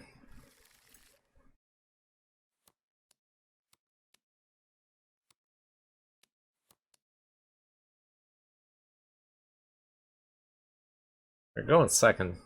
That'd be the worst hand to keep, so I think I'm gonna be keeping this, dropping the avatar in the bottom. It's fine enough to have just one. Let's see what the guy is playing. Mono black, potentially. No Thoughtseize, so I can expect a Fatal Push in his hand right now. Play the Forest Pass. Not rushing anywhere. Hyperdansha. Hyperdansha. Gifted Aether. When are you playing against vampires again? Or the Mono black? Awesome. Real awesome.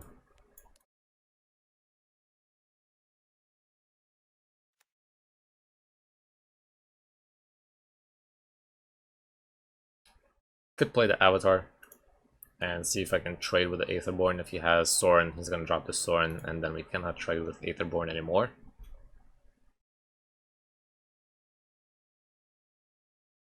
Could put the Ballista in, play a Rish card a turn after that. It's not really that efficient. I'll see if I can force the trade here. We'll see. This is gonna make him think if he should attack.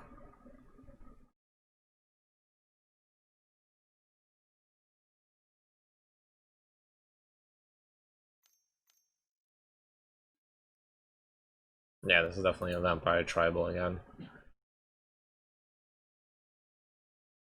That's a bummer, because that can pump it into a 3-4 potentially, which I don't want to happen.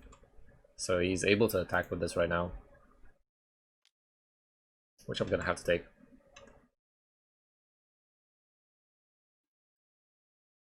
He's gonna discard aggressively here. Silver Smout Gold. So it is. Is it? Well, that's core 21, right? So it's legal now. I'll be damned. We are playing in core 21 already. Wow.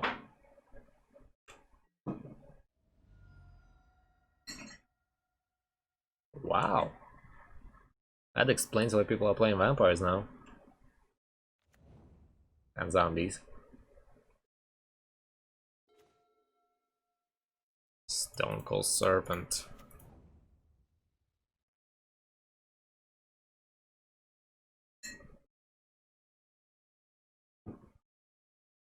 Not sure how I'm getting out of this at all.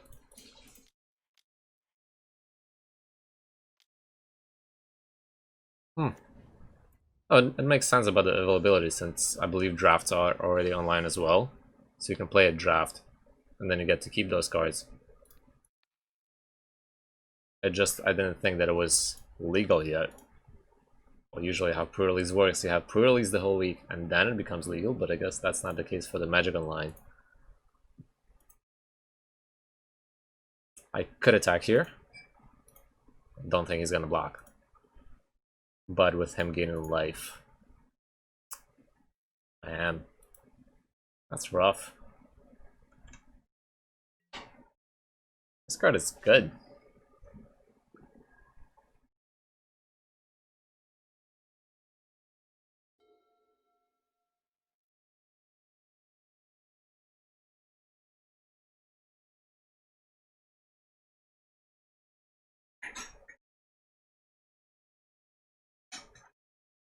Scavenging is going to be helpful to get rid of this.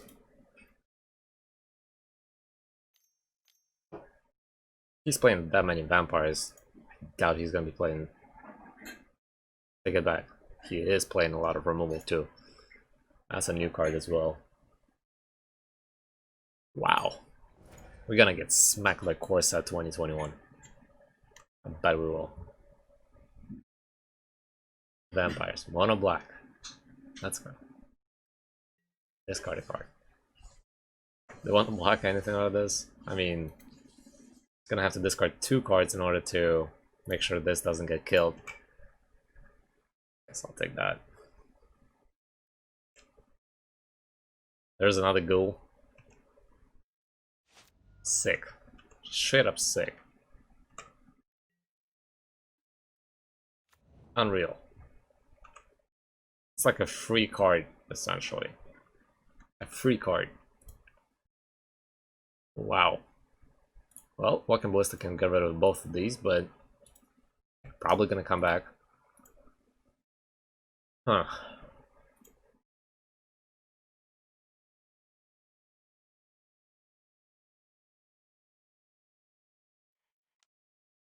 I think it's the best choice to do right now. Just play the Ballista.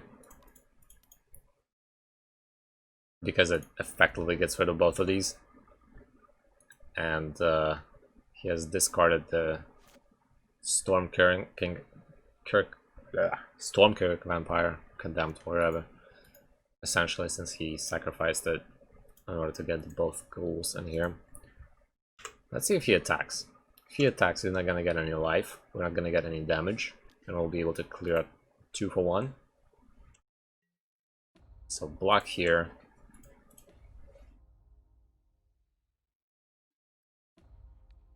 Kill that.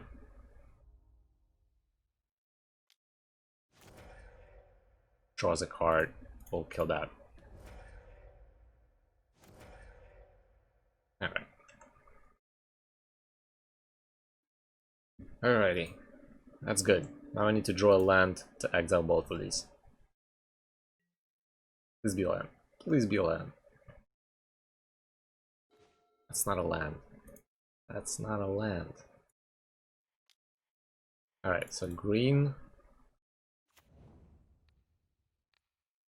To take care of that right now. Pass the turn.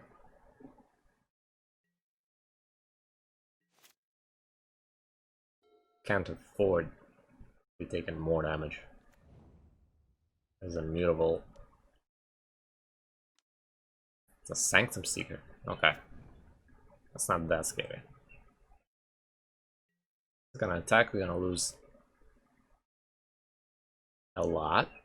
And it seems like the ghoul is gonna come back that turn as well. Sure. We'll take that. Bring your ghoul back since you gained 3 life. Sick interaction. Just sick. Alright, another Nissa. Let's save my Scavenge News here. Just in case. Yeah, the ghouls are super good. Unbelievable. It's hard to get rid of them. The only way for us to really get rid of them is Scavenge News. Not having enough lands to actually play stuff and use the scoos here. I think what I'm gonna do is just play Experiment 1 into Stone Cold and keep 1 land up for the Scavenge News. Seems like a best choice to go.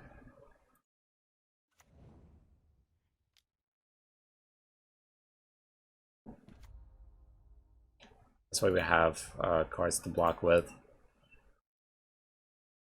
Gonna have to pass here. Opponent is already at 30. This is like doing everything. Giving him life, giving him aggressiveness, giving him repeatable threats that coming back from graveyard. Crazy. Alright.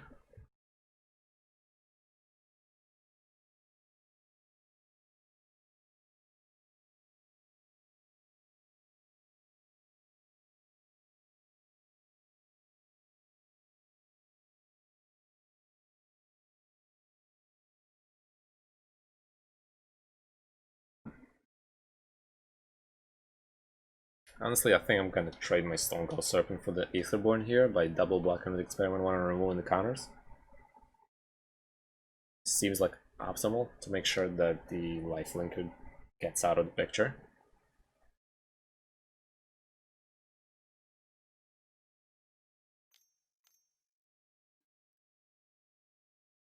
Okay.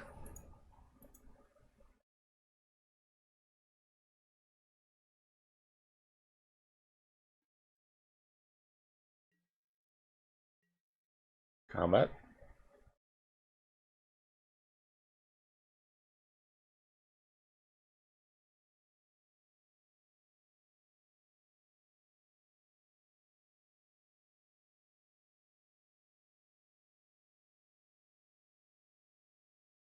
This is gonna be a difficult match.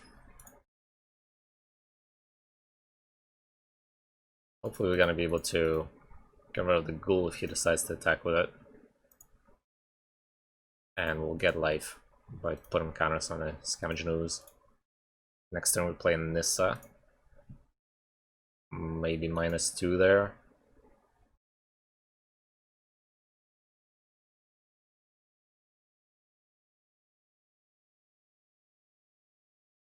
He can just win by making as many zombies as, vampires as he wants. And then attacking to trigger the Sanctum Seeker. They're going down to 7. Alright, let's set up the blockers here.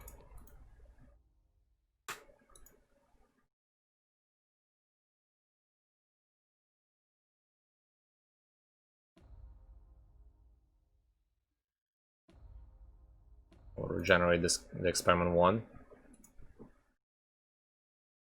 Hopefully the Gifted Aetherborn is gonna die here. Really hope for that.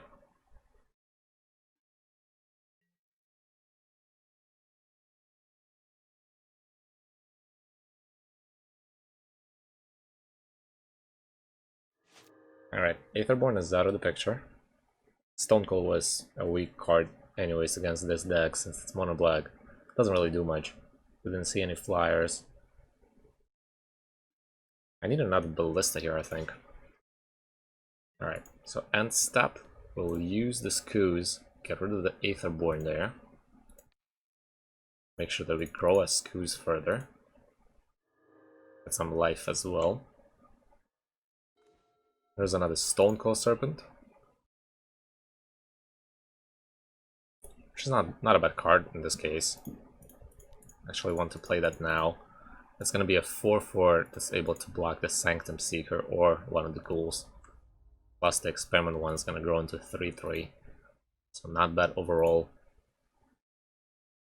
Can't exile the cards with the ooze yet, but it's still pretty decent. Cannot attack yet. I don't want to attack yet. So we'll just pass. It has double type too. It's a zombie vampire. This is like a perfect card for them. Wow. It's an interesting match. I think we should have done a practice match today and probably a league next week. Alright, so you're gonna try to drain us as much as possible. Makes sense. There's Urberg. Sanctum Seeker. Number 2. Is that lethal? I think it's lethal. It's 8 damage just from draining. Yeah, that's lethal. Unreal.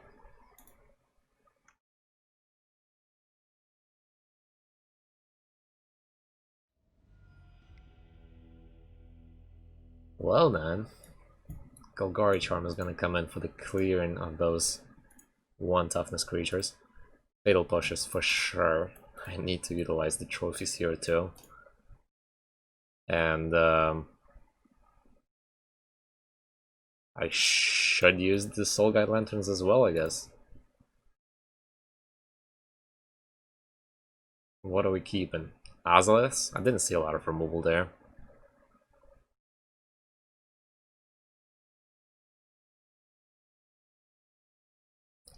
Nissa doesn't seem strong here.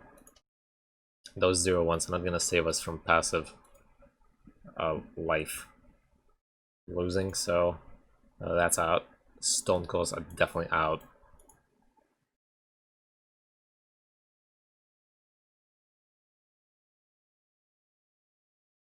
And I'm gonna go down to 1 Ocelot. I think 1 Ocelot is fine. The curve should be okay with this. Man, this is a tough match. This is some strong archetype coming in into Pioneer. Really nice to see that happening. Some switch of decks, hopefully. Alright, so Pelt Collector, Scoos, I'll keep it. Glad to see Scavengers here. He's mulliganing down to 6. Guess it's not as consistent as it should be. Keep 6. Blue and Marsh. Pelt Collector. Pass.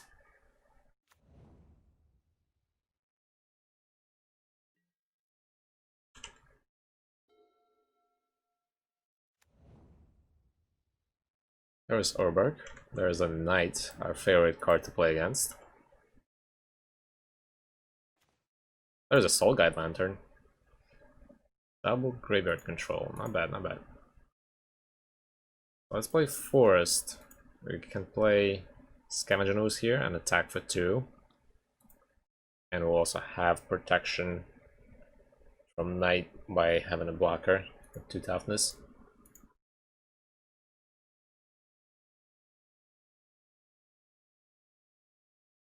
I think that's what I'm gonna do.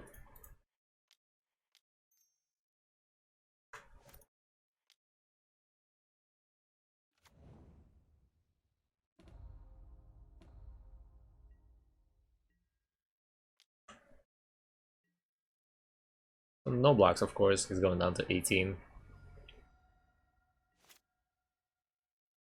Being on a play, it puts us in a better position here. But we can somehow interact with the Knight. There's a Thoughtseize. It's gonna grab a Hardened Seals, of course. Which I'm okay with. He's gonna lose 2 life to that. Might grab a Walking Ballista too. That Walking Ballista can potentially kill his Knight next turn. Decided to grab the Hardened Scales. Alrighty. And he has another Knight. Fatal Push. Fatal Push is okay. I can take that. It's a lot of removal out of his cards. We're taking 1 here, also okay. So what do we draw? That's a land. Could play Ballista here, and it doesn't really make sense to do that. Could play a Soul Guide Lantern. Not perfect, but we have, just in case, we're gonna have a Graveyard Exile on the board to activate it anytime we want, or a card draw, which we can do right now, but I'm concerned about the graveyard, so...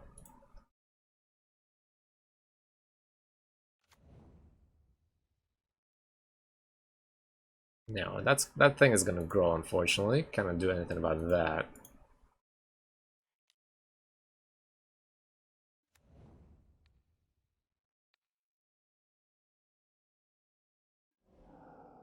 Go to combat, swing for 2 down to 14. One is down on 3 cards in his hand. If he wants to utilize this fully, he has to activate it this turn. That means he's not playing anything else. So we'll see about that. There's a Gifted Aetherborn, so he's not activating the Knight. Just gonna take 1 here. Sure. There's a fatal push. Oh, I love you. I love the fatal pushes. Very nice. Fatal push is great. Fatal push is awesome. Could push the Aetherborn. We are gonna be in quite a troublesome position with the knight though. So it could be a better practice to just keep the fatal push for now. We are gonna take 2, it's gonna get 2 life. So be it. I have to use the ballista here, I'm pretty sure, in order to kill the Knight of the Legion. It's the easier way out in this case.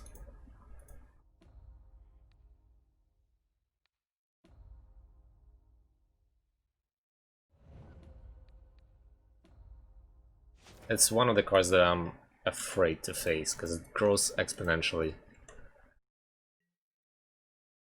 And I don't really want to face a large body in there. He has a fatal, if he has a Thoughtseize, so I'll be down. It's gonna be unbelievable. Yeah, I think right now, looking at what people are playing, 2 fatal pushes main deck, 2 in a sideboard would be great. I think that's what I'm gonna work on, just including those pushes main deck. I really need them. Being able to clear those annoying 1-drops, 2-drops from the board so we can attack is huge. So I think I'm gonna work on including those pushes in there. Before it was a different story, facing those inverted decks and so forth. I didn't need the pushes, but now it's a different story whatsoever. There's a ghoul. Guess what? That ghoul is not gonna be useful to you in this game that much. Now let's push the Aetherborn later. I don't want to attack right now, I guess. So just pass the turn.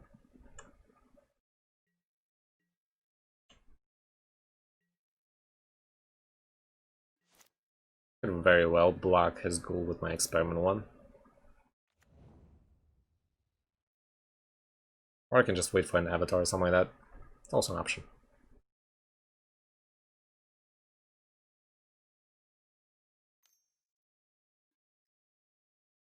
Thoughtseize. I thought so. Let's kill that. You just burned your Thoughtseize for nothing. I was hoping for that. Loses 2 life. And now he's at 0 cards. We're both in a top deck mode. He's most probably not going to attack here. And we can safely attack with a 1-1. Nice. Alrighty. Let's draw something big. Or small, I guess. I'll attack with Experimental. I could attack with the Pelt Collector while this one is on the field so it can get a counter, but I would rather attack with a 1-1. Make sure to get that 1 damage throw and pass the turn. Whatever happens, I would like to have this 2-2 Collector. Just in case. 2 castles. Such an annoying card. Probably the worst card after Knight of the Ebon Legion in the deck. In terms of playing against it, of course. Draws another one. Down to 10. Did he not draw anything good? I might want to actually draw with the Soul Guide Lantern here as an option, because putting an Avatar on the field or Blind Constrictor would be sick here. But this way we're allowing him to use his ghoul. I feel like I'm a hat on this, so I can allow myself to do this. Oh, Ballista. I love the ballista. The second ballista. Give me those ballistas. So we're gonna have an army of tutus. Get rid of this. Which I'm pretty sure he's just gonna sack to draw a card. Is that a fatal push? That's why you're not gonna be able to draw a card. Do it. Yeah, it's a fatal push. Seems good. You're not drawing any cards right now. And you're taking 4 on top of that. Kill that. Combat. Pass the turn.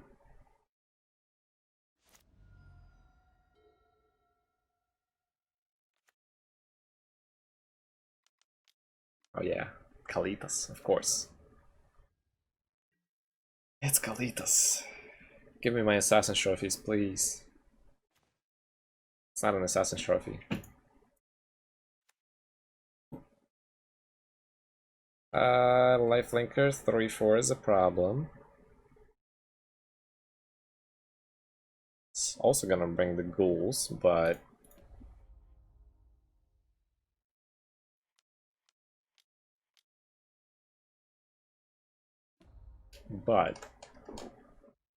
I'll let it go.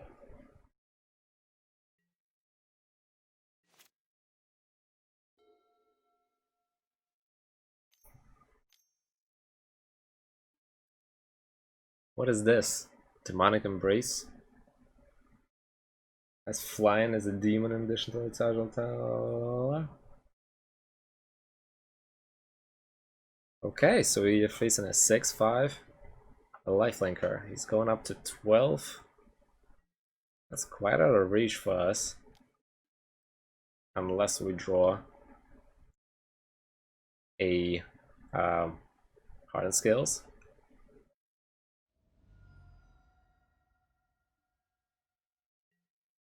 The ghoul is coming back.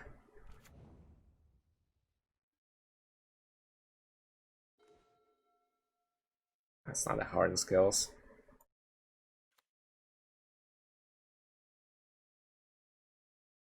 Get this to 3, I can play this for 1. That's only 4 damage, still cannot kill Kalitas. I can attack here for 7. Well, I can do better than that. I can attack for... I can play Ballista for 3. This way I can attack for 6, 8. Bring him down to 4. Potentially kill this.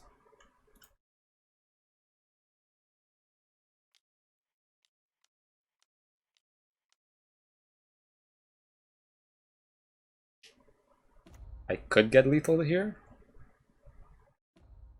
And I think I should. If I'm not mistaken. So combat, swing with this. That's 8, and then we have 5 more.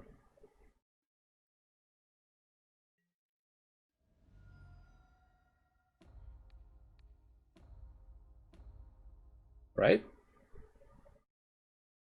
Even if he draws, he's losing 1 life, but he's not able to play anything else. Unless he uses the ghoul, right?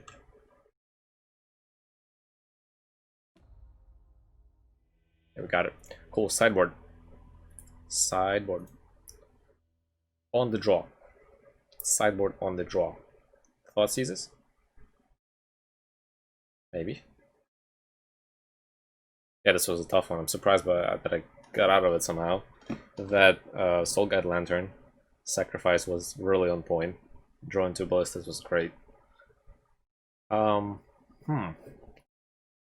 be Thought Seizes going in. Being on the draw is going to be a really tough one too. Probably even worse. Maybe Thought Seizes, so that we grab his important piece. And in terms of losing cards, I'll probably lose 1 Hydra, and I'll lose 1 Avatar.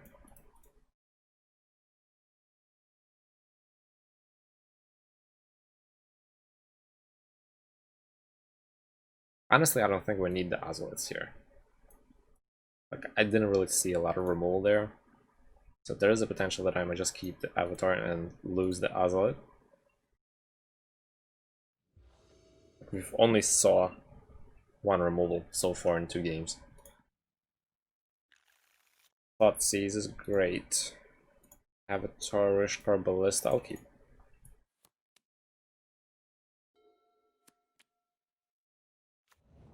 There's Urberg and Knight. Okay. We got a Pelt Collector, but we'll start off with the Thought Seize. See what opponent has. So 2 lands, Castle and Swamp. We got a Sanctum Seeker, Knight of the Aven Legion, and Sorin. Out of all of these, I think Sorin is the scariest. And that's what we're gonna get rid of.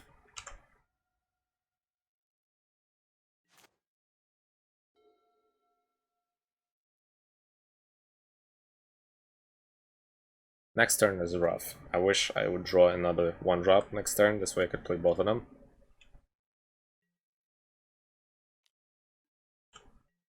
But him being able to activate 1 Knight is gonna be tough.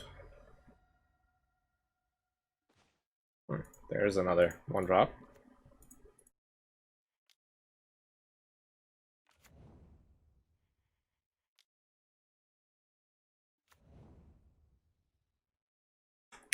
Pass the turn.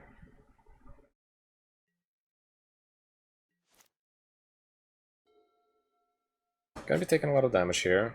I'll potentially take 5. And the Knights are gonna grow. We get to play our Rishkar next turn, which will put both Experiment 1 and Thought Collector at 3/3s. We'll have a 2/2 backed up behind. Cannot block this, unfortunately. He's gonna grow them, I'm gonna lose both of them. There's no way to really get around this.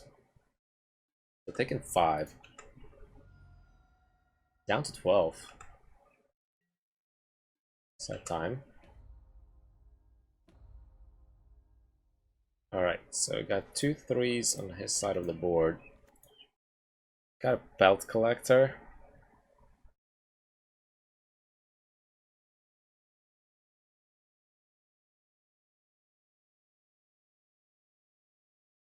Still feel like Rishkar is a better choice here to go with. And maybe we should stop attacking and just keep on the blocks for this one. So we'll put a counter on the Experiment 1 and on a Rishkar.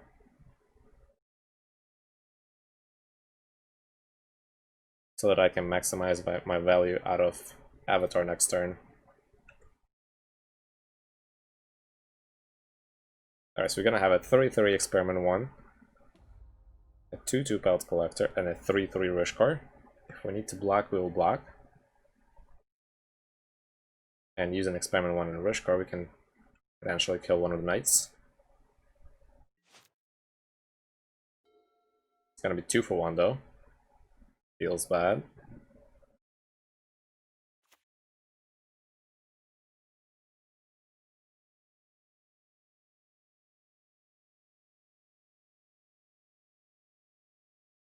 Has the Sanctum Seeker, that's why I didn't attack that turn.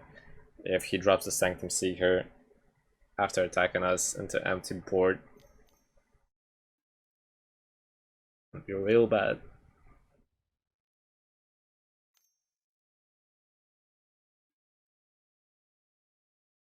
So makes it mutable into a vampire, essentially. Sanctum Seeker is still in hand.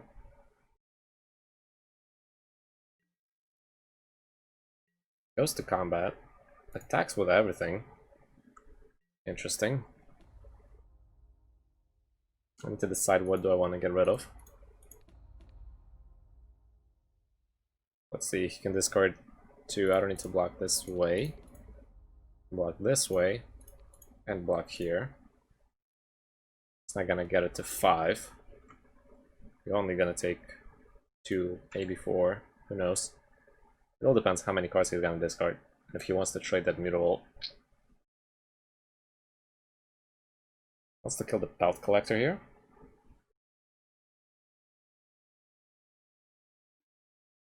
Discards a card. Discarded the Castle Lochthwain. Okie, not discarding anything else. Seems good.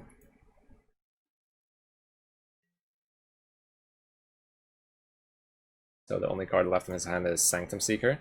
He doesn't get a counter on the Knight, which is great. We got a Hardened Scales as well. So I'll play the Hardened Scales. I could play the Ballista here. Get rid of the Condemned. Which is a decent trade, I guess. But I'm not really concerned about the Condemned right now.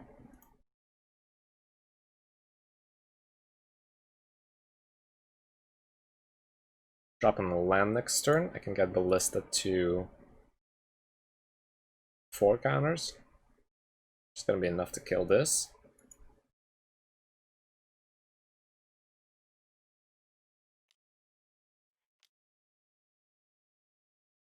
Alright.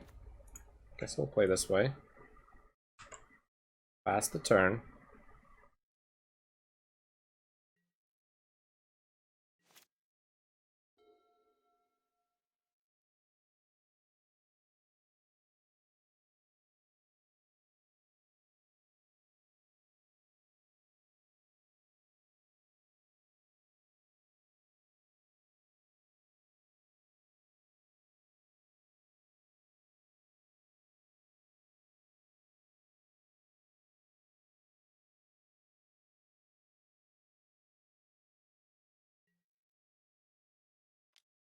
Attacks with a Knight alone.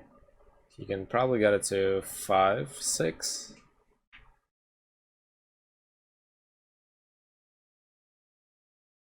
And don't block it. I'm taking a lot here. A lot more than I should.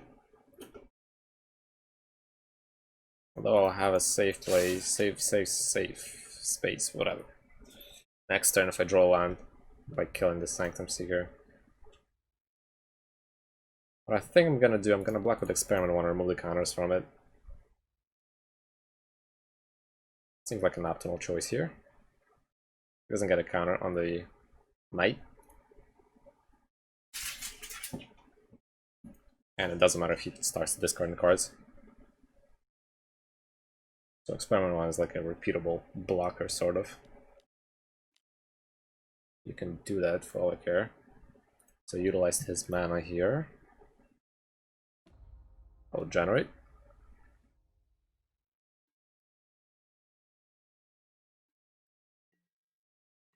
Cool. It's our turn. Let me draw a land.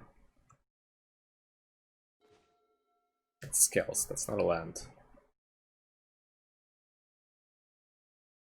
Guess I'll play Scales. Play the Pelt Collector. I'll have to sacrifice one of them for the sake of being able to get rid of something. I could cash in Ballista to kill the Condemned here. I don't think I will though. Just pass the turn here. This is gonna be a rough beating though. Didn't drop a land either though. So he's stuck by not being able to play the Seeker. Now he can play it. So you're gonna be losing some life here. He's gonna have 1 card to discard.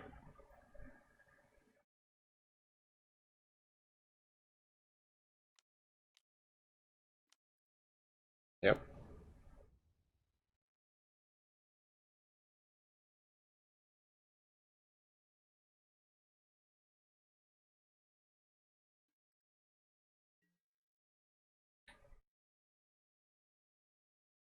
Even though I don't want to block, I might have to do that.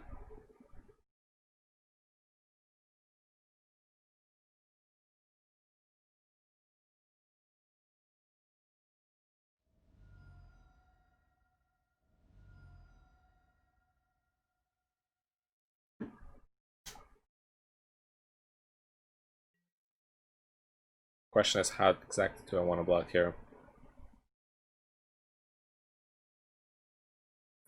I block here, and I can try to shoot with Ballista.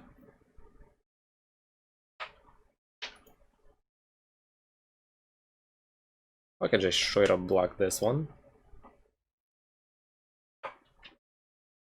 Honestly, I don't want to block, but I might have to.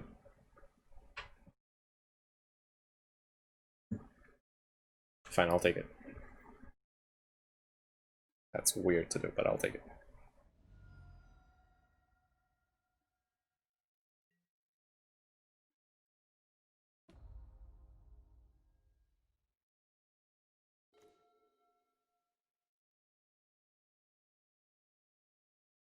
I guess that works.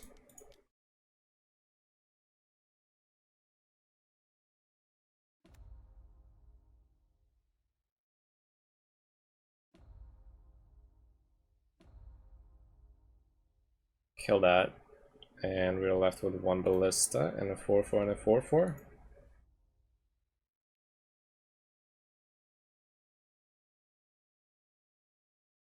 I guess so.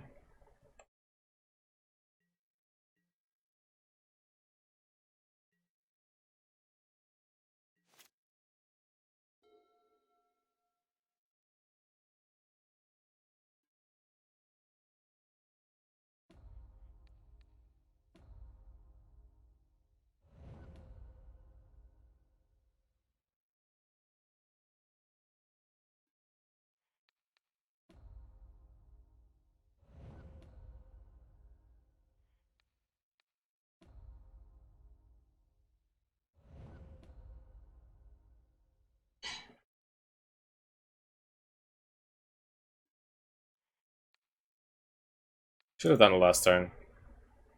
I'm forgetting that the Storm character can do it in response to me doing this.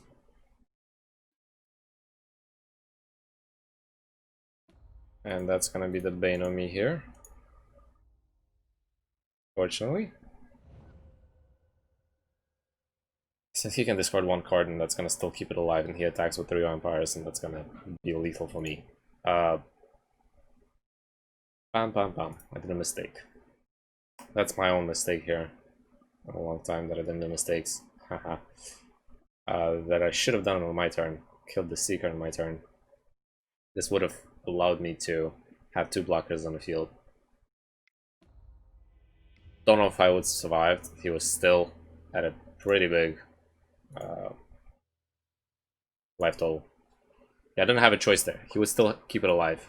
He can do it multiple times. He can activate the Storm Command multiple times though. He can discard more than once, pretty sure. If not, then I'm a dumb. And you can blame me for that for the rest of my streams ever. Stormkirk. Damned. I'm looking it up right now. God damn me. Where were you earlier? That's my fault. Oh my god. Yeah, I saw that just now. It was a loss anyway, I know it. I would have had to block. He would have still had the Knight of the Ebon Legion, which he can grow, so it's gonna stay alive while I have to chump block. And he was pretty high on life total, higher than 20.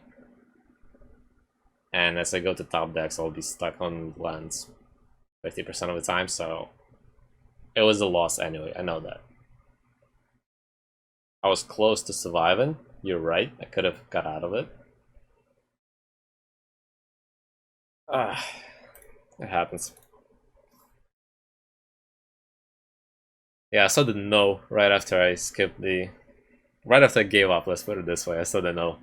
The delay on the stream both ways is kind of a terrible thing. But I was short on the time, so I had to react anyways, and it doesn't matter. Either way, I think I would have lost anyways. Nothing really saves me after that combat phase. He still is able to attack. I would be left with 1 creature. And that Ballista shooting the guy would still have been 2 for 1. Being left with 1 creature overall Well, I could have blocked with the experiment 1 or generated. Would have had 2/2 left over. But it doesn't really help me. If he had Castle Lochling, he could have drawn. It's 2 card draws per turn. Whatever. It happens. Experiments, Stone Cold Scales. 4 lands again. Guess I'll keep. Yeah, we still can 3/2. Sure.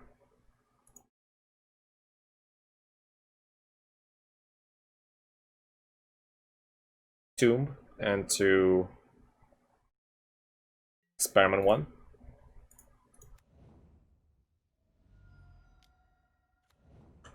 Pass the turn. I'll be able to play Scales into Stonecold Serpent next turn.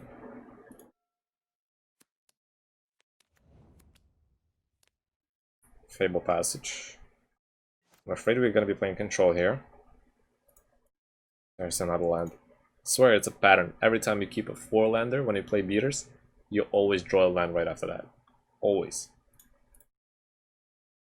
I haven't had a single game that happened otherwise. Let's play Woodland Seminary. Play the Scales.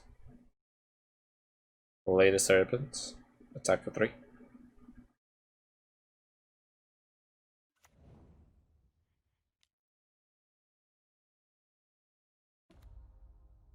It's gonna be fun if he thought sees us next turn. I'll be laughing.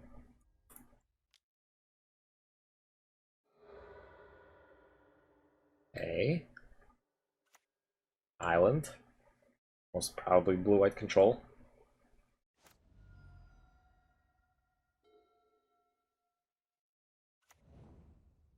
Oh, that's an inverter matchup. Awesome.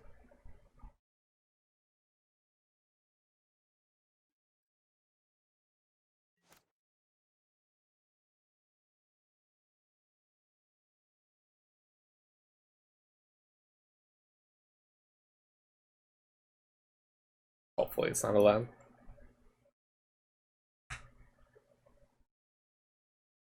It might be a land though. It might be a land.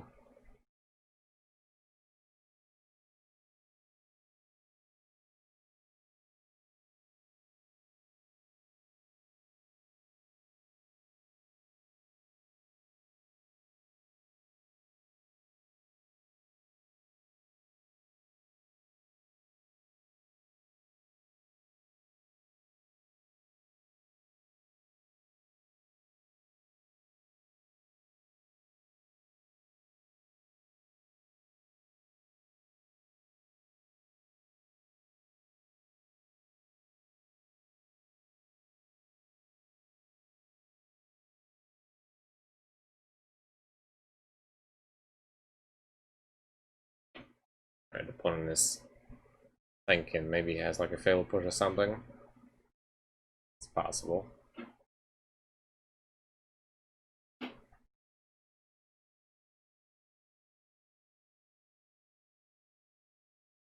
It's awesome that the core set is already legal.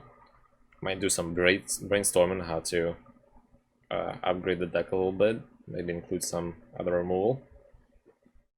Let's see. Gotta work on Golgari skills now.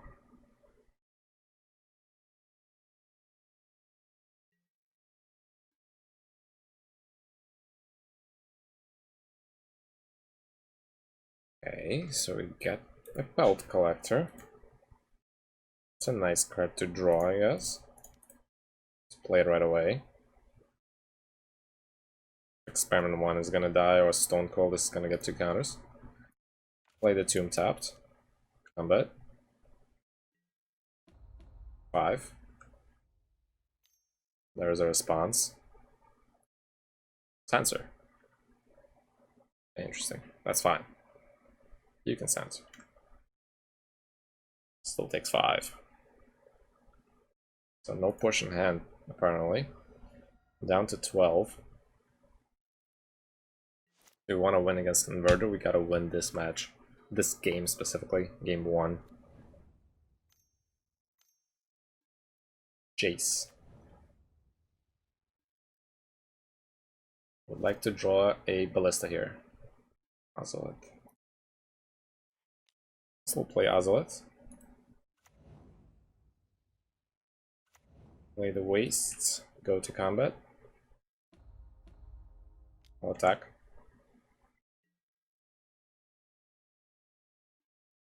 No doubt. You go down to 8 to 7. Can't count. 7.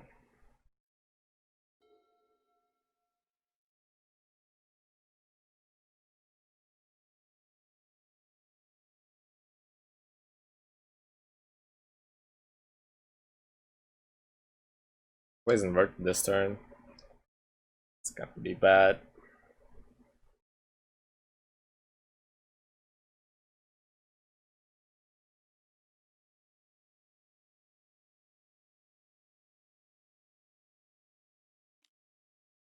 Activates Jace.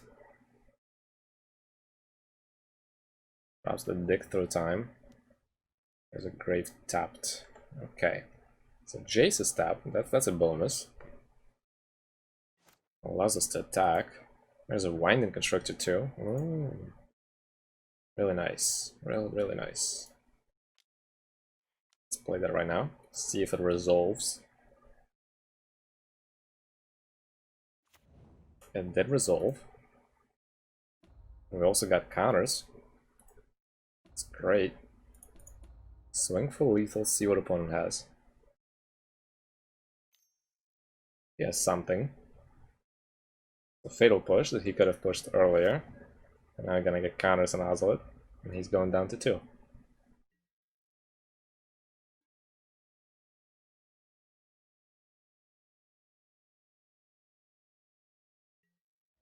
So he's in a pretty dangerous spot right now, where even if he plays the inverter, he cannot really get through this unless he has a board wipe. In which case we have Experiment 1 that we can regenerate. Activates Jace, makes a Planeswalker. Cannot say no to that. Can cast a Fatal Push right now, if he wants to.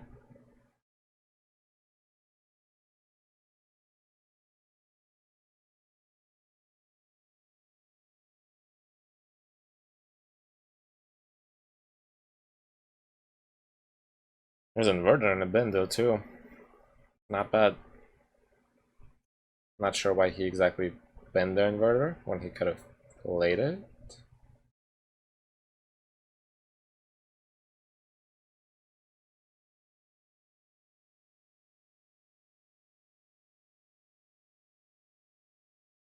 I don't know what his logical thinking is. Why would you bin an Inverter? Unless you don't have a combo and you're looking for an answer in hand? Well, I guess that's the only option that I can see here. If he had a Thassa's Orc one hand and Inverter, Chase can probably put a -2. He still loses. Yeah, he needs an answer, which could be only a board wipe. Not only that, it has to be a board wipe that exiles. Otherwise, Experiment 1 is going to survive.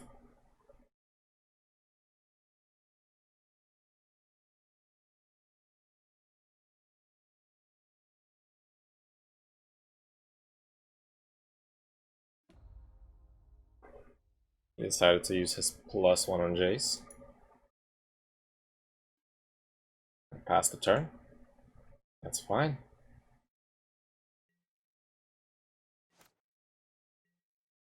There's another Wine Constrictor. I'm happy to play that. For right now. Combat. Put on a creature that doesn't have any power right now.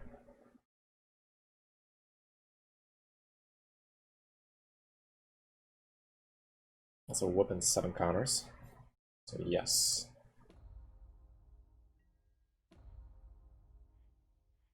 Attack at him with everything. Should be lethal. Even if he has 2 pushes or something like that, it's still lethal. Sideboarding. That's a nice win against Inverter. Game 1. Going into game 2. I'll bring in the Soul Guide Lanterns. And a Thought Seizes. And a Duress. Much better playing without Duress here, I think. Thought Seizes is nice though. Fatal Push, don't really care. Nothing much I see worthwhile including, so that's just gonna be it. And for stuff we take out, Voracious Hydra for 1.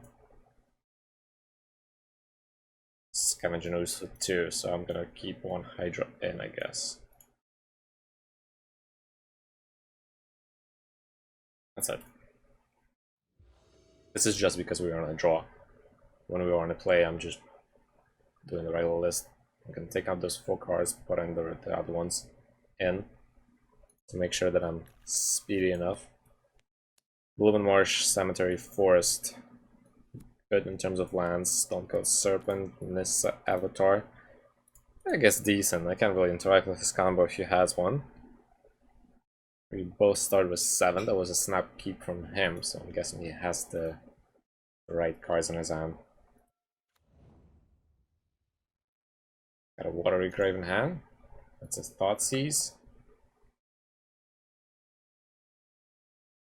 Perhaps the Scales, most probably.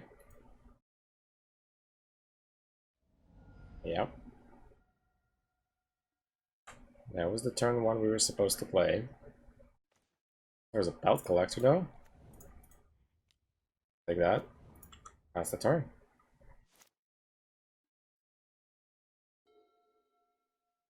So next turn we can play a Stonecoat Serpent. Followed by Nissa.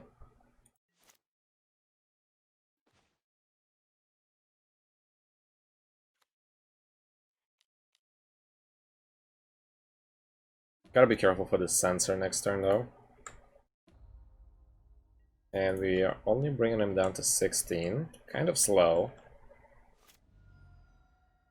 There's still a chance though. The hope is not done yet.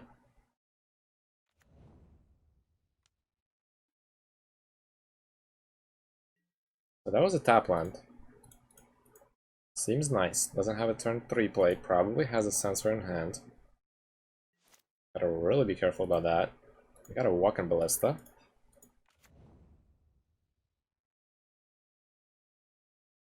Walking Ballista is nice, since we can play Nissa next turn and put a counter on everything, including the Ballista. For now, though, I'll go to combat. I'll attack with these two. See if we can bring them down to 14, which we do. We could play Ballista on or Nissa now, but I'm reluctant playing Nissa right now yet. So I'll just play Ballista here. Pass the turn.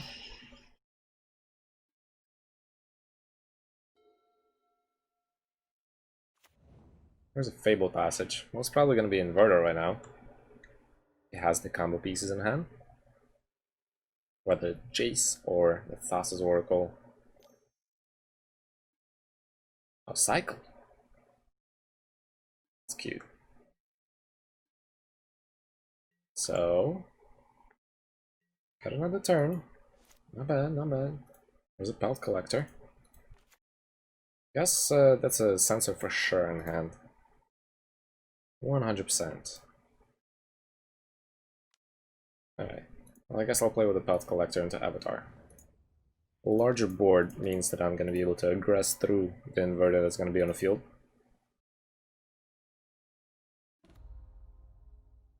So grow one Belt Collector, grow the other one, and attack with everything that we have so far.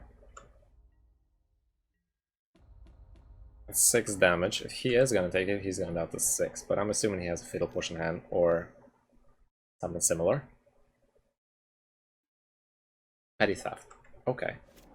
Well, I wish I had a green land here. Well, that's alright. Take 3. Down to 9. I care less for this Belt Collector, I guess. We have a substantial board on the field. There's an Opt, so no Inverter yet. Unless he has one more land in hand. What's it on the bottom? I'm not sure if he found the piece he needed. There's a land. Probably an inverter right now. Yep. So there's an inverter. That means he has all the pieces in hand. We only have one more turn to win.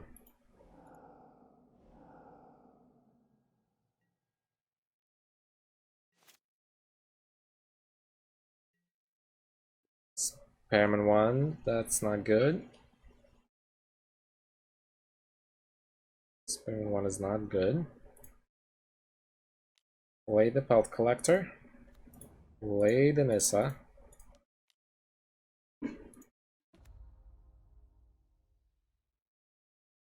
It's not gonna be enough.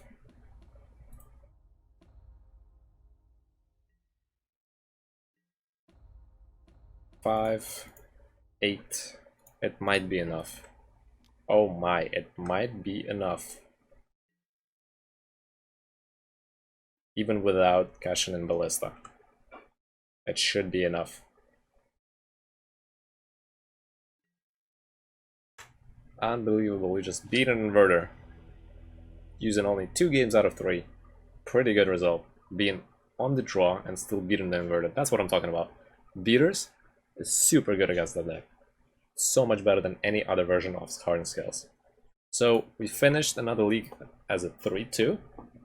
Seems pretty good. I'm satisfied so far. That's another free league for me to play. So next week, I'm definitely gonna brainstorm over the weekend about maybe changing the deck a little bit to fit the meta. But I'm feeling pretty good about this. So next week, another league. Thursday, the usual time probably. I'll let you know for sure, but I think we're coming back to 6 p.m. Not 6, 5 p.m. 5 p.m. on Thursday, and 5 p.m. on Wednesday we'll be doing practice with hopefully some new cards, some new spicy cards from M21. We'll see about that. If you want to help me out and you like the content, make sure to donate. This way I can get the new cards for you and start playing with the new cards and test on the new versions of Hardened Scales on MTGO. And Sunday at 6 p.m. Not sure what we're gonna do yet. It's gonna be, I guess, a surprise. Either whether we're gonna do an MTGO practice, or we're gonna do arena, or we'll just do testing and brainstorming together. It all depends. So we'll see. We'll see. Follow the Twitter. You're gonna see the updates, and we'll see about that. If I can give my thoughts, I think you can only run Forest in your deck rather than one Swamp. This has been a bit awkward. I agree that one Swamp has been there for stuff like the Assassin's Trophy, but we're not seeing that much of here, so I will definitely be replacing that Swamp and probably just run Forest straight up. I agree that it's awkward to just draw that Swamp and it's out of place there. It's been bugging me as well, especially since I'm playing main board Scoozes. So it's definitely going to go away. That should have been out a long time. I haven't given it a thought, I haven't looked at the lands for a long time. But you're right, that's definitely coming out. And you're welcome. I hope you guys enjoyed the stream, I hope you enjoyed the league. Make sure to follow, subscribe, and I'll see you next week. Take care, guys.